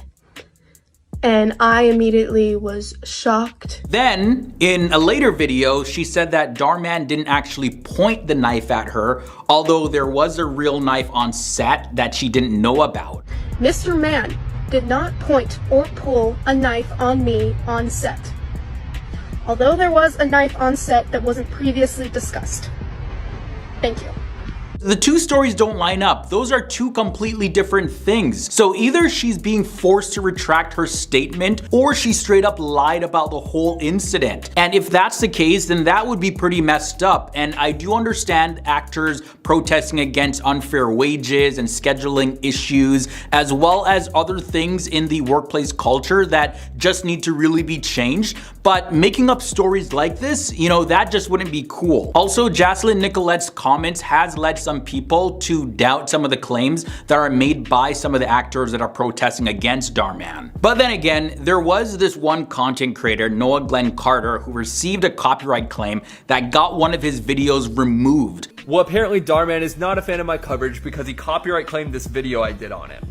And as you can see right here, the claim was made by Dar Man himself. It's a completely false copyright claim, and I'm sure the only reason he wanted the video taken down was because he didn't like it. It's really hard to tell if it's one of those auto copyright claims that happen a lot, or whether Dar Man specifically is going around targeting videos and getting them removed just because he doesn't like them or believes that it's spreading some false information about him, which could then lead people to feel pressured to retract statements like Jocelyn Nicolette, especially if they are threatened with legal actions. And points the knife at me. Mr. Man did not point or pull a knife on me. Another one of Dar Man's actors, Giovanna Vidal, she made a video protesting Dar Man, and she shared some pretty surprising info about what actors are expected to do when they get casted. We have to get our wardrobe selected. We don't have a wardrobe stylist. We have to sometimes purchase wardrobe if our character requires something that we don't have in our closets. So of course, those costs would add up real quick, especially when you're not reimbursed for those out-of-pocket expenses. The next actor is Brianna Walker. She was another actor who got fired because she had a medical condition, but she did state an apology towards Dar Man in the video that she posted. I first want to start off with an apology to Dar Man for calling him Fraud Man, but I'll be explaining to you guys why I called him that. First off, the whole production team knew that I had a medical condition to where my face swells up, I get hives all over my body, my tongue swells up, and my lips swell up, where I have to use an EpiPen or be rushed to the hospital. Without this, I can die. I even take daily medication because of this. Dar Man is aware of this. The reason I called Dar Man Fraud Man is because it was all over social media since 2014 that he was a fraud. He was defrauding people out of their money, and he never kept his word with us. He was labeled as fraud, and he's a man, so I said Fraud Man. I had a bad allergic reaction. So when I came to set, the director noticed that I was a little off. I felt that I was going to be fired, and I told them that, and I was crying and everything, and Shantae told me that, oh, nothing's going to happen, it's going to be okay, he isn't going to fire you or anything. But after that, I was never hired back again. Another one of the protesting actors, Ricky Yvette Westmoreland, provided an update on the Dar Man situation, and she's an actor that is literally an OG, like the first Dar Man actor from years ago. Since the very first cinematic video. Yep, I've been rocking since day one. And as the first actor ever hired on the cinematic videos that you all watch today, many of you know that my 4-year journey there has now come to an end. In her video, she brings a pretty interesting perspective on the value that Dar Man's actors actually contributed to Dar Man's success. What have we done for Dar? We've done everything. We've helped bring his stories to life. We've sacrificed our time, our talents, our energy, our families, our other jobs, other projects. We've essentially given him millions of dollars worth of talent. There's also Rachel Christensen, who's been very vocal. She is another prominent actor that shed some light on having her concerns being completely ignored by Dar Man Studios in a video that she made with fellow Dar Man actor Mayor Mulrooney. The suggestions are made. They are submitted. Nothing has changed. I'm talking down to no locks on the women's bathroom after I have repeatedly been like, hey, by the way, just so you guys know, there's no lock on this bathroom. Hasn't been changed. Scheduling issues that multiple actors have brought up, that the way they schedule is not professional and needs to be changed.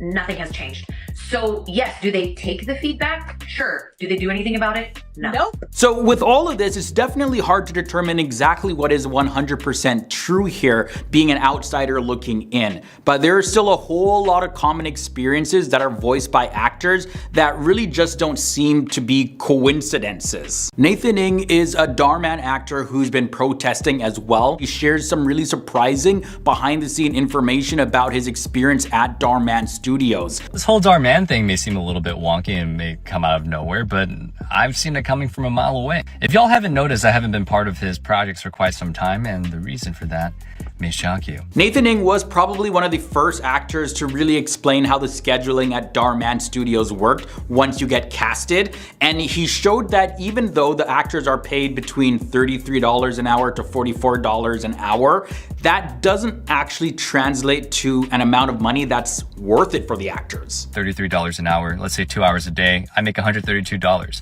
But I had to book out 5 different days for them. Now, when other opportunities, when other projects come up, I have to turn them down because I have no idea what those days are gonna be for filming, for my part. So in those 5 days, I made $132. At the end of that video, he does say that this actually says a lot more about the industry than it does about Dar Man himself, but it's definitely something that Dar Man exploits for sure. Kind of also says more about the industry than it does about Dar Man, but he definitely exploits it. And that's why a lot of actors are angry. In Nathan Ng's second video titled "Why Keep Working with Dar Man Then? Why I Left Part 2, he answers a huge question that some of the actors like Catherine Norland, who are defending Dar Man, have posed, and that question is, well, if working with Dar Man is so bad in the first place, why keep on showing up to work for him then? In the video, Nathan goes on to say that he kept working with Dar Man mainly because it was a very toxic relationship. And he also says that there's a whole lot of victim shaming going on by Dar Man.